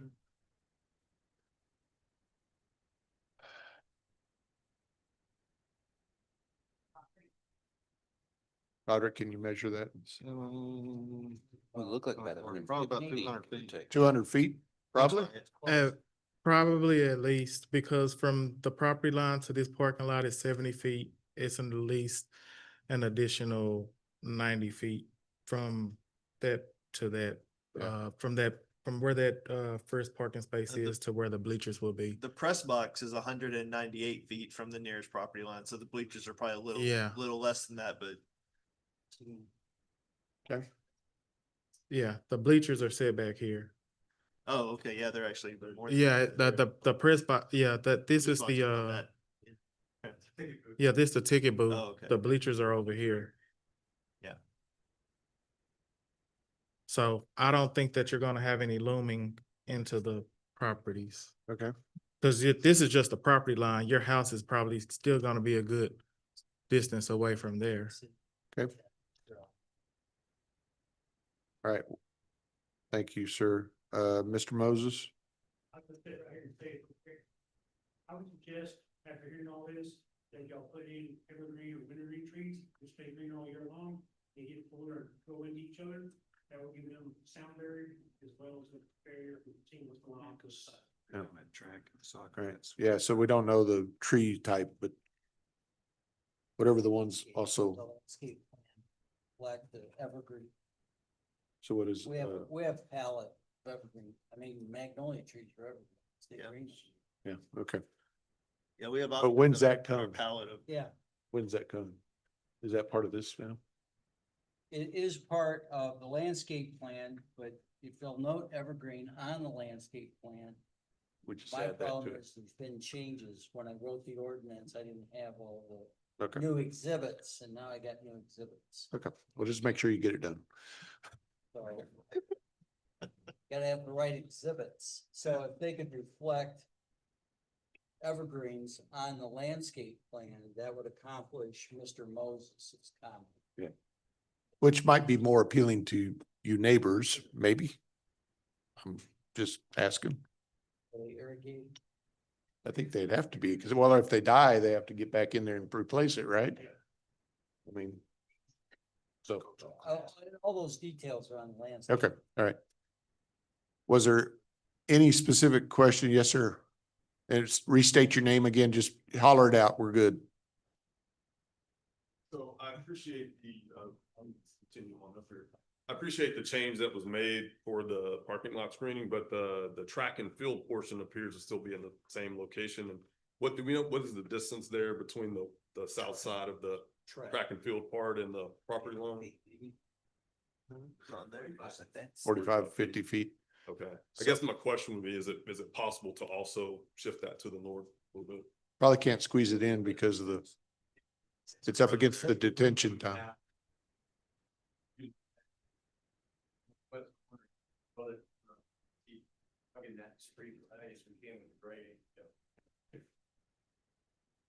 All right, Mr. Mayor, Thank- you're out, you can't dictate the location of a structure right, within their setback. right, okay. Thank you, sir.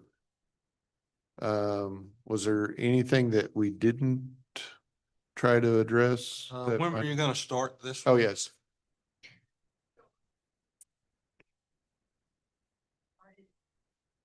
About 10, 11 months. And so what else? What else for permitting? What else? They need the ordinance done. Oh, we can, okay.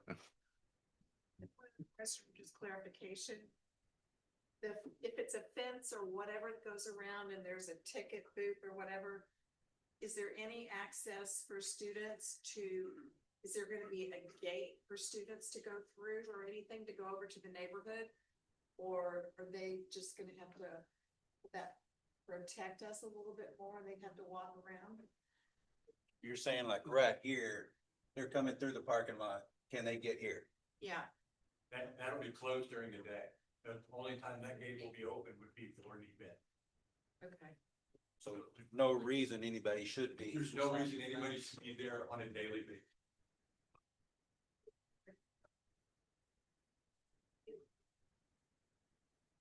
One thing. Sure, so once we get a few, we can hang with that. Again, on the day. What's the plan for security cameras and trash? In track or trash? Oh, Stadium, as far as trash dumpsters, they're at the campus and as well as trash. I have two neighbors. I have a place to put the trash. We will have trash. Yeah, there'll be. Yes. Those trash cans parked in the stadium. Well, they're not saying. all right. So I think we've answered most everything during this open thing, and I guess it's 8:33. I'll entertain that motion to adjourn or close this. Moved.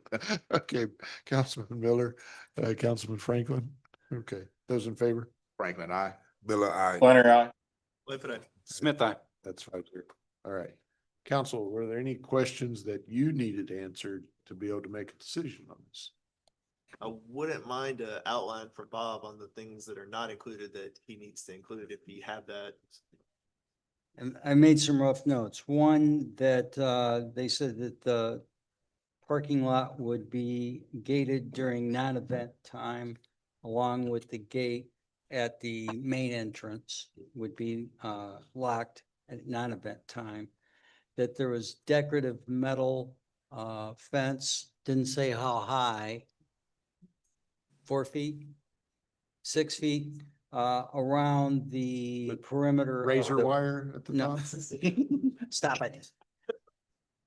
Around It's the not a- perimeter it's not of a- the structure. It's not a nice facility, it's a football. All right, so around the practice soccer stadium, that they will include in the landscaping the light poles and stanchions and a photometric compliance with the city ordinance of 0 candle lights at the property line.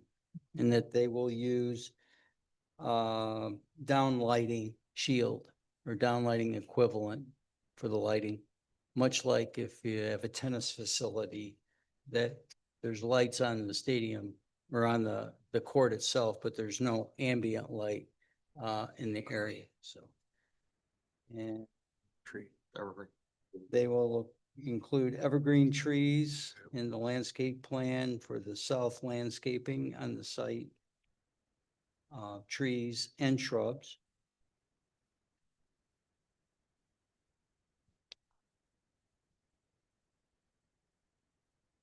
Irrigation would be required under the regular. It's required, and I would add that any landscaping be maintained in good, healthy growing condition, which is our standard. Thank you. Anything problematic? Todd, if you want to speak for staff on that for clarification, it sounds pretty standard. I think it looks pretty straightforward. Okay. And so I'll need those changes to finalize the ordinance. But we could go ahead and pass it tonight and I'll make those changes, assuming that probably most of them can be made on the exhibits. Okay. Before I let you sign it. Okay. Any other questions, council? I've got Question. one. I think one of the ladies was asking about what time construction starts and begins. You said immediately, pretty much. What about the events that are going on? I know high school has the rules on what time they can end, and this is just not lower level, but JV and all that, correct? No varsity games. So there'll be roughly a time frame on those ending? It's 8:39.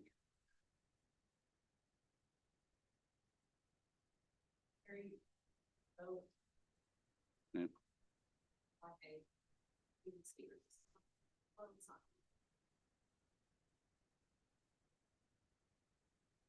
We have eraser boards, right? Okay. Flip chart. Okay. And y'all were approached all this during y'all's hearings? Yeah. All these complaints about design? Y'all heard and then, So we learned a lot. So even before things were after, and those things were not come up.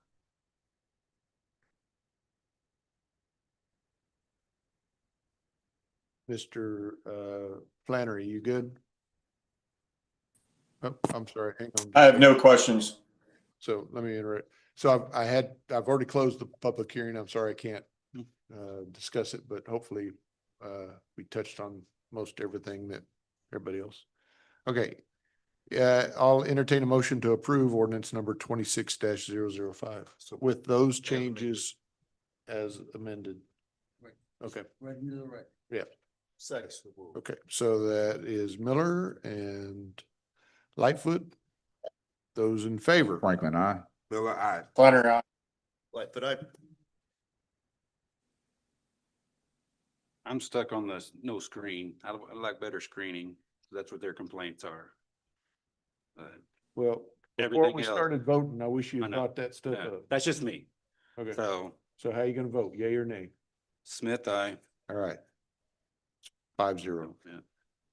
It's not that it didn't fall on deaf's ear, but I wish we had. Yeah. I wish you'd talked No. about that, so. Thank y'all very much. Okay, item 11. Conduct a public hearing and consider approval of ordinance number 26-006. Approving a zoning change from PD Plan 186 to PD Plan 186 revised PDR for submittal and approval of development plan for multifamily uses generally located at the northwest corner of Villa Road and Grand Meadows Boulevard. Property identification number 18857 in Ellis Appraisal District, City of Red Oak, Ellis County, Texas. Case ZC 25-34. Roderick, please. You want to pause for a second in case let people Yeah. leave if they're trying to? I saw some that didn't want to interrupt, and I appreciate that, but if your item's over, feel free. 006. The one that I just read. Yeah. 006. Hey, thank y'all for coming, really. Yep. The practice And I hope- stadium, soccer stadium. Thank you. Ms. Sanford, appreciate it.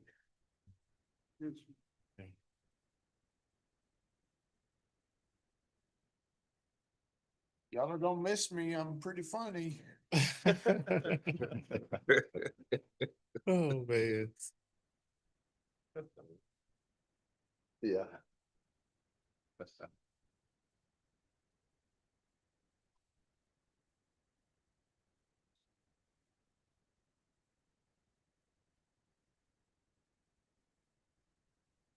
Okay, Roderick, go All ahead. right. All right, so similar to the previous one, well, a couple of ones ago, this one has a preliminary plat with it, number 12. If you guys want to take those two together, with the preliminary plat. Let me go ahead and read that then. Yes. Consider approving the preliminary plat for Victory at Red Oak. Commercial development on approximately 26.695 acres of land generally located in the northwest corner of Villa Road and Grand Meadows Boulevard. With that property identification number. Okay, sir, go ahead. All right, so this one, if you guys remember, came into us a couple of months ago with the they were doing the development that had the multifamily and the commercial uses that were on this tract of land that's here. Where they had the commercial up front, then the multifamily in the back. This one, they're coming in with just the multifamily development for this, to where they're proposing to actually do that development by itself at the moment. The development is similar to what they were previously proposing, to where they have that multifamily laid out in that similar design, as with the zoning that was passed with that one.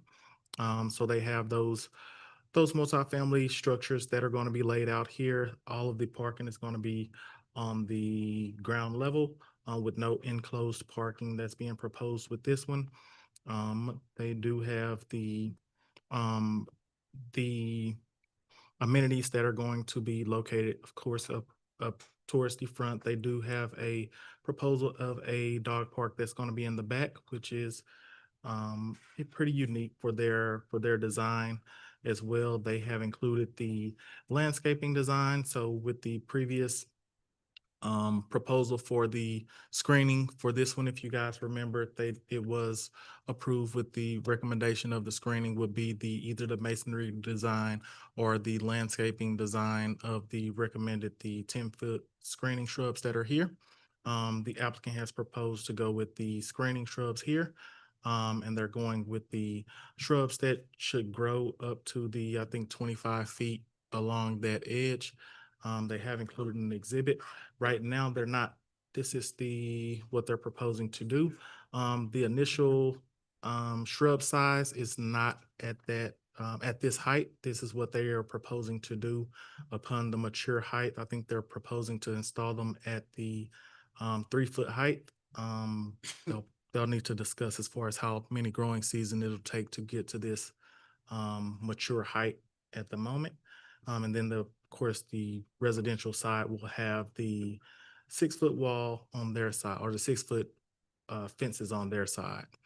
But this is a continuation of that zoning that we passed a couple of months ago. So this is what this is showing is the height at the 3-foot, and seeing how you would see at the mature height of these screening trees that they will have. So showing that you wouldn't be able to see inside of the backyard from that one. You'll see straight ahead, and they're proposing walls that have the windows that will not be just typical windows. They're having higher type of windows that you won't be able to peer down into those yards that face the residential side.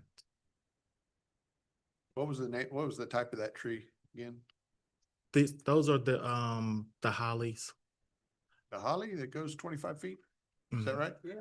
But, so maybe for the ISD at the south end, Well, I'll let them speak to that. Right. I'll let them speak Advertise to that, how advertise it. they're going to. Ben, can we do that for that last one too? Those are evergreens. so They are that's an option, evergreen. Right? Shrubs or trees though. Those are trees. You can start as shrubs though.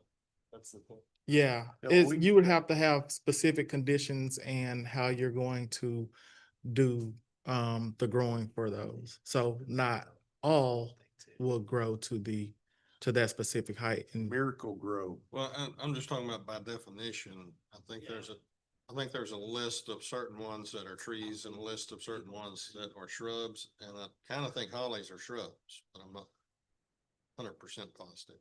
Yeah, they're not listed on our tree Right. list. And I'm not talking about for this one because, yeah, but for the last one, we said evergreen trees. Yeah. Mhm.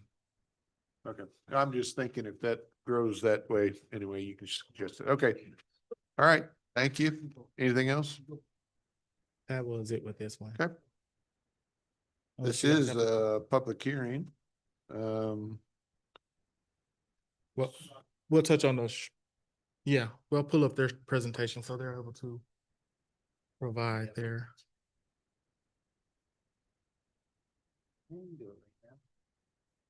So before you go, we'll open that public hearing that way. Yep. Perfect. So. The time is 8:46. We're gonna move that. You got a glare. I got a glare, right? Thank you, sir. Go ahead. Perfect. Good evening, members of council. My name is Brett Foster. I reside at 13890 Lafferty Street in Frisco, Texas. I guess I really know how to kill a crowd here with everyone leaving, so this is awesome. Probably So- a good sign for your development. Well, right, I know. Leave it to the multifamily. So tonight I just want to talk a little bit more about our proposed development along Avila Road. So here again, we can talk about the site. It's 26.7 acres, and I'll try to keep this short as I did discuss it again back in December of last year. So the overall site plan with PD 186, we have by right zoning now with the mixed use district, the commercial and retail district, as well as the multifamily district, which can allow for up to 350 units there.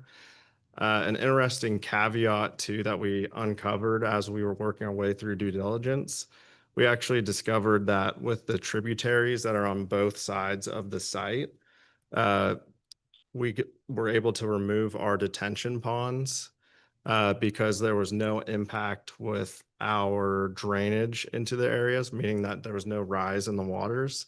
And this is going to only impact our site to the benefit by allowing us to expand on our dog park and then look at potentially adding some more parking spots. This in no way means that we're going to look to increase our density because we have the benefit of not having these detention ponds. We'll remain to keep it at the original unit count that we had proposed. So again, we're talking just the multifamily tonight. The retail and commercial partner are quickly on our heels. So again, I'm with the Wolf Company. We're a third generation family owned business out of Scottsdale, Arizona. To date, we own and manage approximately 12,000 units with another 4,000 in various stages of development. Across DFW, we have 1,500 plus in our portfolio. Wolf Company is one of the few national developers too with fully discretionary capital, which allows us to get a little bit more flexible with our purchases and development. So we view this as a long-term hold for our portfolio. Wolf Company is very big on community safety. So, you know, we need to make sure our properties are safe and we need to make sure that we command these great rental rates that we're trying to target here. So all of our prospective residents are going to be screened with a credit check and criminal background check. If there is any, crime or felony within the last 7 to 9 years, those members or those prospective applicants are actually rejected. Additionally, the property will have security lighting, surveillance cameras with 24-hour monitoring, and we will offer a police discount program with nightly security patrols. We will also have key fob access. I know that part of this development was really big on inclusivity with the retail and all that interactivity with the multifamily. And we did that with offering pedestrian gates across 3 areas into the retail and commercial land. So speaking on amenities, again, we had to target these high rental rates. So we're going to be offering an expansive clubhouse, fitness center, resort style pool, an awesome dog park now that overlooks that tributary. And then we'll also offer barbecue pits and have an event lawn that can be used for a mix of different uses. So talking on the living screen wall, I think this one's really important. So you can kind of see this perspective rendering here with our Nellie Stevens. And these are evergreen hollies. And from our previous time that I spoke with you guys, we were actually on the shrub form, but we have since moved to the tree form. So the tree form grows 5 feet taller. So it goes from 20 feet to 25 feet. And it also gets 10 to 15 feet wide. We consulted with our landscape attorney or landscape architect and determined that that would be able to give you guys the best screening possible. And kudos to Councilmember Franklin as well. I know he wanted to make sure that we held open that masonry wall requirement and or the option of a living screen wall. As we develop further along with our civil, we actually uncovered that we had to cut the site an additional 4 feet from current conditions. So you can kind of see here, I'll try to zoom in on this and not kick myself out of the presentation. But the current conditions of the site, it has a variable height masonry wall that's around 3 to 5 feet on average. And then it has a 6-foot fence on top for the actual residents there. And that is actually owned by the developer. So if there's any issues with the fence, it's in a state of disrepair, that developer is responsible to replace it fully, not on the renter or owner. So from that, we looked at this setting too, where we had to cut the site down an additional 4 feet. So you can kind of see we had to put in this retaining wall. So meaning that this floor here where you park your car is actually 13 feet less than the top of the existing wood fence. So for us to put a 6-foot masonry wall is just going to make it useless. It's going to collect debris, going to be difficult for our operations team to make sure that's a clean and safe area. So with us having Nellie Stevens in the tree form, I think it's going to satisfy everyone's needs here and provide the best screening measures. And then additionally, working with our landscape architect, you can see that we have some other trees shaded right here. So we'll have a mix of Texas red oaks, live oaks, and then I'm blanking on the last one. I think it was an elm, but it should create a variable height and make it very well protected from the neighbors to the north. So additionally too, I know we talked about a lot about our elevations last go around. So our zone 1 buildings will have 100% masonry facing Avila Road and Grand Meadow Boulevard. Additionally, we worked with the city and staff hand in hand, trying to figure out how to make this building very interesting and appealing to the eye. So we added some cornice detailing, banding around the levels, and then a heavy emphasis on our brick usage here. So these buildings are going to be fantastic. And then additionally, here's just some concept exterior renderings that we had put up of the product and the overall site plan. You can kind of see here we have a grand entry boulevard too. That's going to just have a really warm, welcoming effect for our residents. And then it's also going to provide street appeal along Grand Meadow. Additionally, Grand Meadow has a great landscape plan currently, and we're going to continue that on down to Ovilla. And then here's just a mix of some programs that we've offered in the past on some of our product. So you can kind of see the barbecue islands, fire pit, cornhole, the dog park, and some more fun outdoor seating areas. And then here's just some sample of our interior buildings or our interior units. They're all going to be very high-end Class A finishes. Again, we need to attract the best rents that we can in the area. So we're going to offer granite and quartz countertops, stainless steel appliances, vinyl plank flooring throughout the unit. And then our cabinets will also be furred down too to create a more sleek look in the kitchen. So in summary, the entire development will be a mixed-use master plan with commercial, restaurant, retail, multifamily uses.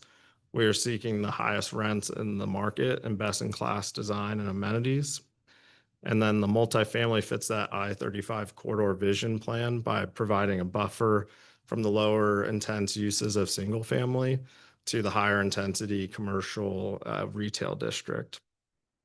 Additionally, we're going to be tough on crime and have a secured and gated community with 24-hour monitoring.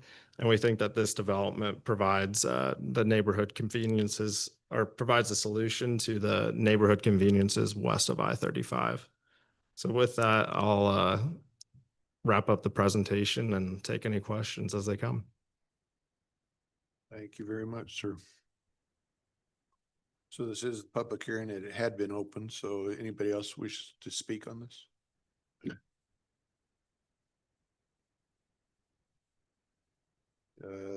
Time is 8:56. I'll entertain a motion to close the public hearing. So moved. Second. Lightfoot. Franklin. Those in favor of Franklin, closing? aye. Miller, aye. Flannery, aye. Lightfoot, aye. Smith, aye. That's 5-0. All right. Questions, council? It's something we've been briefed on before. No questions. I do recall the project and thank you for making us, I guess it naturally happened, but we're on the same page. So I appreciate that. Yeah. Steve and me looks like a good solution. Hopefully it doesn't cause a drainage issue. Our landscape architect can figure it out. I'm sure. That's why we pay them. Ms. Flannery, did you have any questions? I do not. Thank you. Entertain a motion to approve ordinance number 26-006 and the preliminary plat for Victory at Red Oak. So move. Second. So Councilman Miller, Councilman Franklin, those in favor? Franklin, aye. Miller, aye. Flannery, aye. Lightfoot, aye. Smith, aye. That passes 5-0. Thank you all very much for being here. Glad you got to see us in true action, laughing and joking and I will just compliment staff for sitting with all those that have been coming in front of you and kind of working through all that. And so thank you all for doing that. Departmental reports. Ms. Beasley, up and at 'em. Yay, wake up. She's in her house shoes. Yes. Nice house slippers. Good evening, Mayor and Council. A few highlights from January's report. Despite the winter weather, we were able to finally get the State of the City video shown at the Chamber Luncheon. So thank you again, Mayor and Council, for participating in that. It is live on YouTube. It's on the website as well, and we've heard really good feedback from it so far. We have started our mini series, which is where we take snippets of that video and kind of do condensed 1-minute sections. So we're excited to see kind of what the results look like after we get through the 6-week mini series, in addition to the State of the City numbers. Also, we did see noticeable increase in our social engagement in January, especially around the winter storm. I believe that was largely due to Danielle's use of drone and ground shots. We got a lot of positive engagement from residents thanking us for posting those so they could actually see what the roadways look like. So want to give a little shout out to her. She was working during that winter storm and getting out in that weather. I was wondering who was doing that. Who's somebody? That is yeah, Danielle, yeah. flying the drone around. Yep. And then event wise, we are finalizing details for our sponsor appreciation brunch, mobile movie series, and the bunny trail, which are all coming up in the next 6 weeks. So we are busy in our department right now. I will take any questions you guys may have on any other parts of the report. Stuff out there. Thank you, ma'am. Very Perfect. much. Thank you. Mr. Hartman. Mayor, council, I didn't have much fun from the report to speak on, but I did want to let you know that your P and Z commission that you've appointed there's some real troopers. They came in on our one of the snow days that the city was closed. And not only did they come in, but two of them called me and said they couldn't get out of their driveway. So one of them got Uber here. The other one walked. And then the last one had her husband drive her up here. So if y'all want to reach out to them and thank them for taking their commission duties so seriously, they'd appreciate that. Yeah, no. Yes, so that would have been rough. Yeah, I actually logged in for that meeting and it was shocking to see. Yeah. It was better than me. That's all I got. Thanks, guys. Thank you, sir. Mr. McRob. Mayor, council, not much news. At this time of year, we've collected most of our property tax. Revenues are strong. We had a good month of sales tax, and the budget seems to be tracking. We're doing pretty good in every category. So not much to report, but happy to take any questions. No question. Thank you very much. Chief. Good evening again, Mayor and Council. You may notice some changes in our monthly report. On January 1st, we were required to do a federally mandated implementation of the new, it's called the National Emergency Response Information System, or commonly referred to as NERIS. This is doing away with the old National Fire Incident Reporting System, or NFIRS. We were able to successfully implement that. However, several of the reports that we could previously run are currently unavailable. We've been working with our record management system and are being told that those reports will be available soon. So they haven't given us a time frame, but we should be able to get back to some of those reports in there, or records in there that you're used to seeing. Station 3, it's moving along. I got some pictures for you.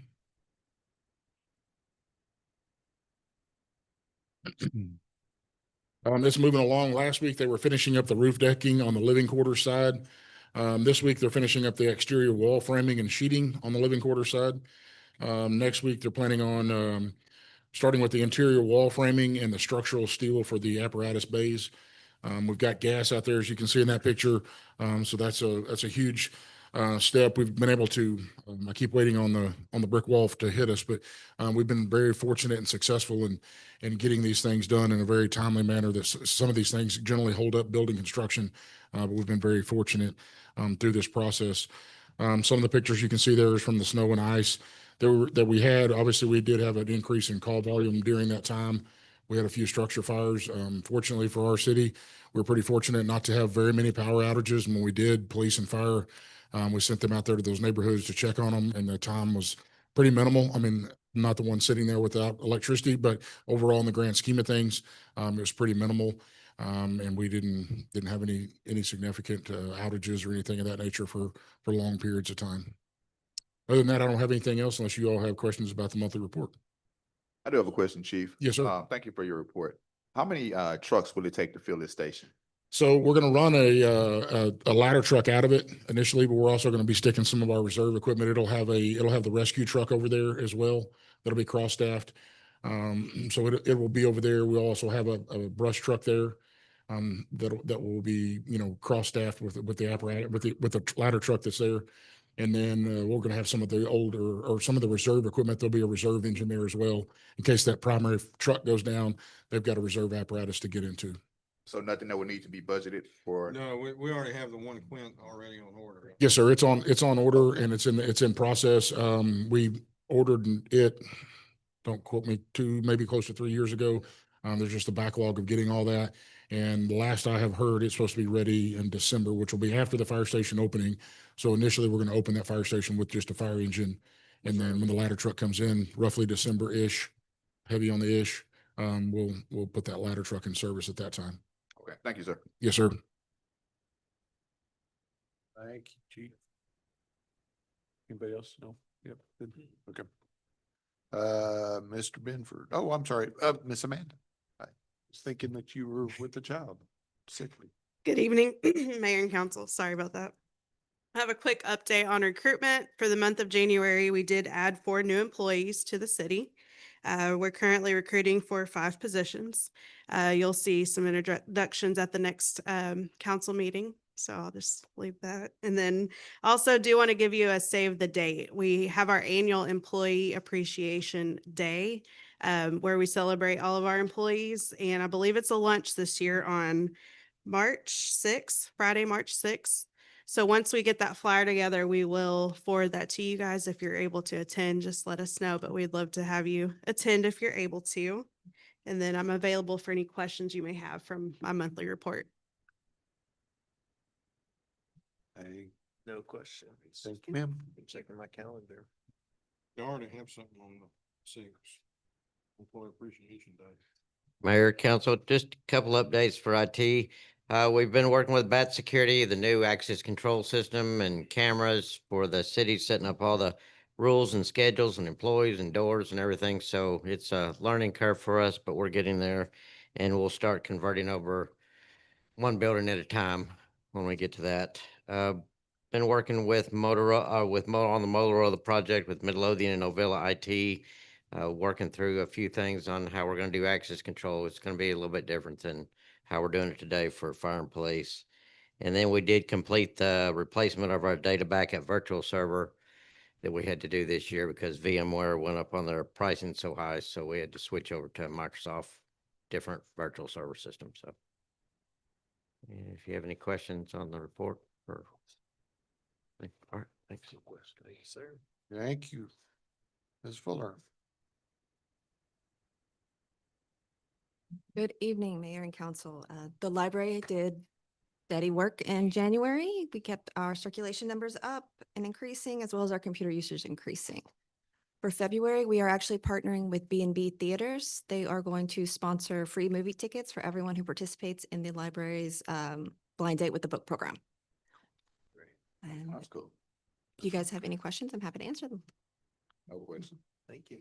Thank you. Thank you, ma'am. Mr. Fuller. So Mr. Cooper is at a parks conference out of town tonight, but he did have one thing to add. Construction company BGI partnered with the Parks Department on a cleanup effort at Hargrove Park on January 22nd. And they were able to remove about 350 pounds of litter and debris, including brush and limb trimmings in the drainage area between the splash pad and the basketball courts. That was helpful. Yeah. But Cool. Thank you. All right. Chief Schroeder. Good evening, Mayor and Council. Just a couple of things to touch on our monthly reports. Of the 9 vehicles that were approved during budget, we've received 6 of the 9 delivered to the upfitters. So they're going to start the upfitting process. Hopefully they expedite that, get through those quickly. The contractor for the animal control building is working on the punch list that's been created by staff, and they are processing that as we go forward. As everybody knows, January 24th, 28th, we have the 5-day weather event that impacted everybody in Red Oak. We had one rollover accident. That was the most major accident that we had with minor injuries. We had multiple minor accidents with no significant injuries. The vast majority of the community did heed the warning and they stayed in and stayed off the roads.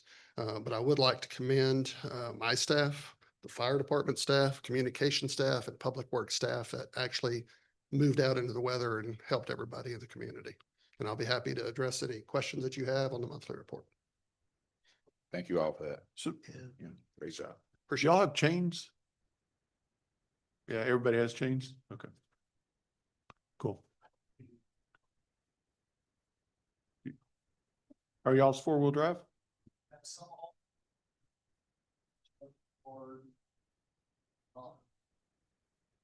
So is that something we should get chains? I mean, I assume y'all are spinning out. Down Steenbeck Court. Yeah. We should, I'm sorry? For the most part, come out of issues. Areas that did, but we have talked about getting chains. I mean, I'm sure that's probably a small cost, right? I'm sure, We had previously on the Ford Explorers, the transition to the Durango's. We don't have them for the Durango's. That's something. I'm sure Mr. McRoberts can find a little kitty someplace. Right? Yeah.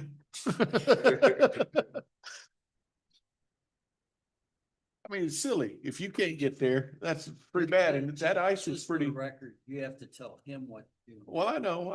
That's why I said, I'm sure he could look, right? Yeah, we'll look at it. Yeah, okay. Yeah, we have chains. We'll come get them. Everybody's got chains. Got the ones we needed. We even had communication out. Yeah. I mean, Mine drove. Okay. Yes, sir. Go ahead. I'm sorry. Oh, you're good. Good evening, Mayor and Council. I'm just going to give you a brief update on Public Works. I think we all saw our tower finally went up. Had a little bit of mechanical issue on Thursday. On Friday, we almost got wind delayed, but I complained enough and they raised it anyways. So it was super exciting to see go up. I think I drove by about 8, 12, 15 times that day.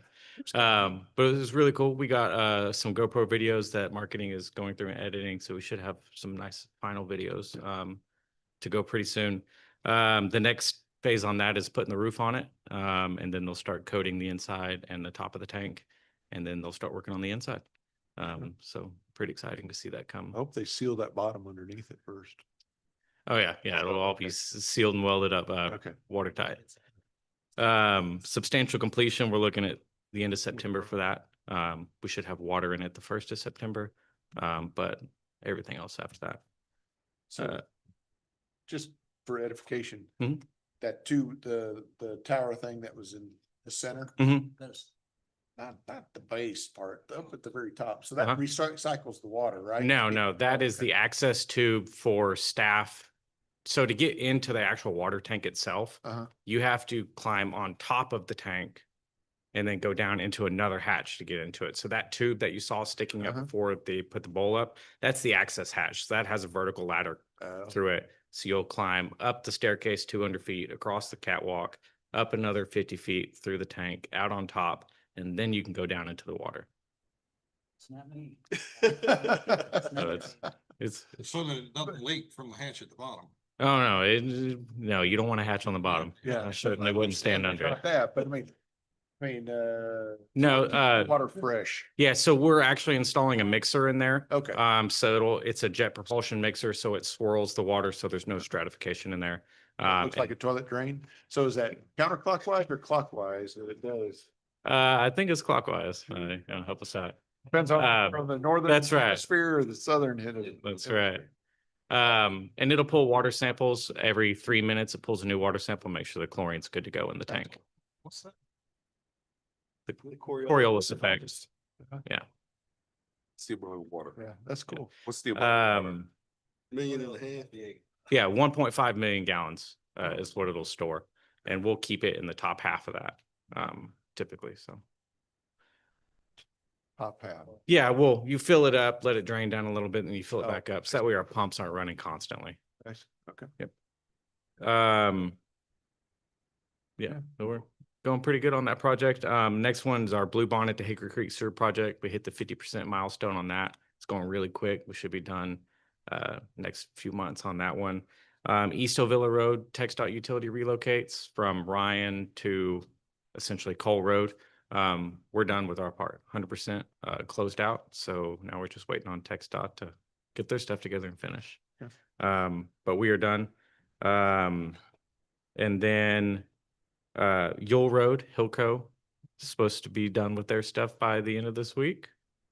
Only took them 10 months. But with that, we issued a official notice to proceed date to J&K as of today. They actually mobilized last week. So 180 days starts from today for the completion of that project for them. So we're getting there. Live Oak parking, we're still set to be substantially completed by late April. That's moving along. They put down the first course of asphalt today in the parking lot, and they'll be putting down the fine course tomorrow or the next day. For that, I'm looking at April for finishing that up. Any solution to what the gentleman mentioned early? There's no fix to that other than they have to weigh it out. Yeah. Steinbeck. Yeah, so we're looking at staying back court, seeing what we can do in the meantime. Right now, that is in the engineer's hands. They're getting survey done, but it's 3.2 miles of partially unplatted properties. So getting surveys and getting all that done and making sure we're staying where we need to be, it's taking some time. I think he's talking about Steinbeck Court. Yeah. That's, going to be part of that whole project. We were trying to put it all out for bid at once. So we're paying one mobilization fee. We're paying one, bids and bonds and all that stuff once. If it's, y'all's decision, I can tell the engineer to focus on those 2 residential streets first, and we can put those out for bid, but it does, it will raise the total cost of the project. We talked to the engineer today. They expect to have it ready to release for bid before summer starts. And then, about a month bid schedule, a couple more weeks of getting contracts and pre-construction meetings done. When we tell the contractor to go before the end of the summer, but it's a long process. It's a long road. And, we talked about that signal light having issues for temporary traffic control. It's going to get a lot worse when it's the entire stretch of Steinbeck getting done. Anything on the communication side of helping the community to feel relief based on just awareness and comfort through awareness? Yeah, we can get with marketing and kind of put a preliminary schedule out there. I don't want to nail anything down to it will be released April 1st. But we can kind of have a schedule of street projects and estimates, Q2, Q3 kind of thing, for putting that out there. So why are they saying that it's just base right now? We tore something up? Or No, what? it's just, that's why we're doing those roads, what they need to be done. There was only so much asphalt out there and so much road base below that before you got to the dirt. And that's why we're having to go back so extensively and remove 12 inches of material and come back with 6 inches of base and real roadways. So us going out there and patching it and doing work, I mean, it's helpful, but it's helpful like a Band-Aid on a gunshot. I guess I was getting the impression that they were stating that we had started something before we were ready, but it's just that maintenance of the. Yeah, no, they were just going out and doing some. Yeah, just laying and stuff like that. Mhm. Yeah, Just after the- patching exposed base Okay. and putting, So- asphalt on top of it. It needs full reconstruction, and that's what we're doing. It's Okay. just, it's not an instant thing. Nothing we can snap our finger and it be done. Right. Okay. But yes, I appreciate you trying to say, we understand, we're working on it, we're getting there, right? Councilman Flannery?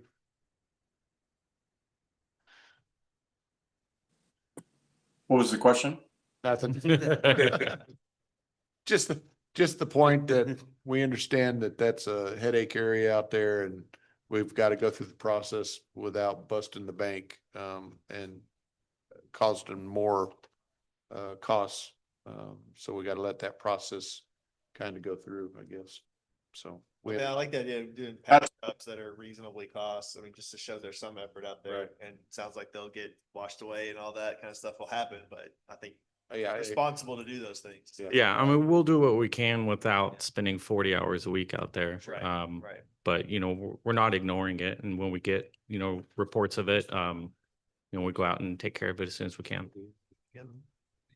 On the Live Oak if I remember right, it included the road to the ball field. Yes, yeah, the road to the ball fields Yeah. will be asphalted as well. We're just working with the parks, I know they're about to get. tournament schedules and things like that and trying to stay out of their way. So, but yeah, it'll be included in that. Yep, 100%. I have a different question. I don't know if this is for you, Todd, or legal. And I understand construction brings some of the unintended consequences with roads. However, I am concerned on some of the repairs that TxDOT is doing, the temporary repairs. If you ever turn right on Sharif, excuse me, from Ovilla Road, you can possibly knock the motor out your car if you don't slow down enough. And I've seen a couple of almost accidents of people trying to dodge those potholes, but it's pretty severe. And I don't expect for it to be perfect, but I would like to know the protocol of kind of holding TxDOT accountable for some of the repairs that they're doing. Really holding them accountable is just bug them enough. Yeah. You know, there's nothing we can do to require them to fix their road, but we can bug them enough that keeps them moving. And just like, you know, I don't know, one of you guys may have said something about this, going into the post office. Yeah, I got an email on So that. you go in and you hit, and well, they actually went out and witnessed several cars scraping the front end going in. Yeah. So they're looking at that too. Okay. Is that the new part they were talking about? Cause they poured the concrete. Yeah, the That's new part. The that- new driveway. the new approach. Driveway that TxDOT did. It's steep. We Yeah, went it out is. there and we talked to Todd talked to Juan Paredes at TxDOT, and they're looking at it. The best, like Todd said, the best thing we can do is bug them and stay in their ear about it, and we can get done, what we can. Thank you so much. And I know it's not nothing you can Cause that could be that whole. handle that yourself, whole but Block or whatever. Yeah. That engineer should have been fired. I think he was. I was going to the post office and the guy say, "Hey, you guys from Red Oak are so wrong for messing my car up like that." Like, we guys at Red Oak. Yeah. Like, unfortunately, it's not us. Yeah, I wish we could go in there and do something. I'd love to send my guys and take care of it. It's just not. thank you. Yep. Any further questions? Good. Thank you all very much. Sir. All right, the time is 9:22. And we'll go into executive session pursuant to Texas Government Code Section 551.087, 551.072. And I think that's it. And we expect to take. I don't think so. And no actions expected afterwards, but please hang around. What else are you gonna do? There's no more football.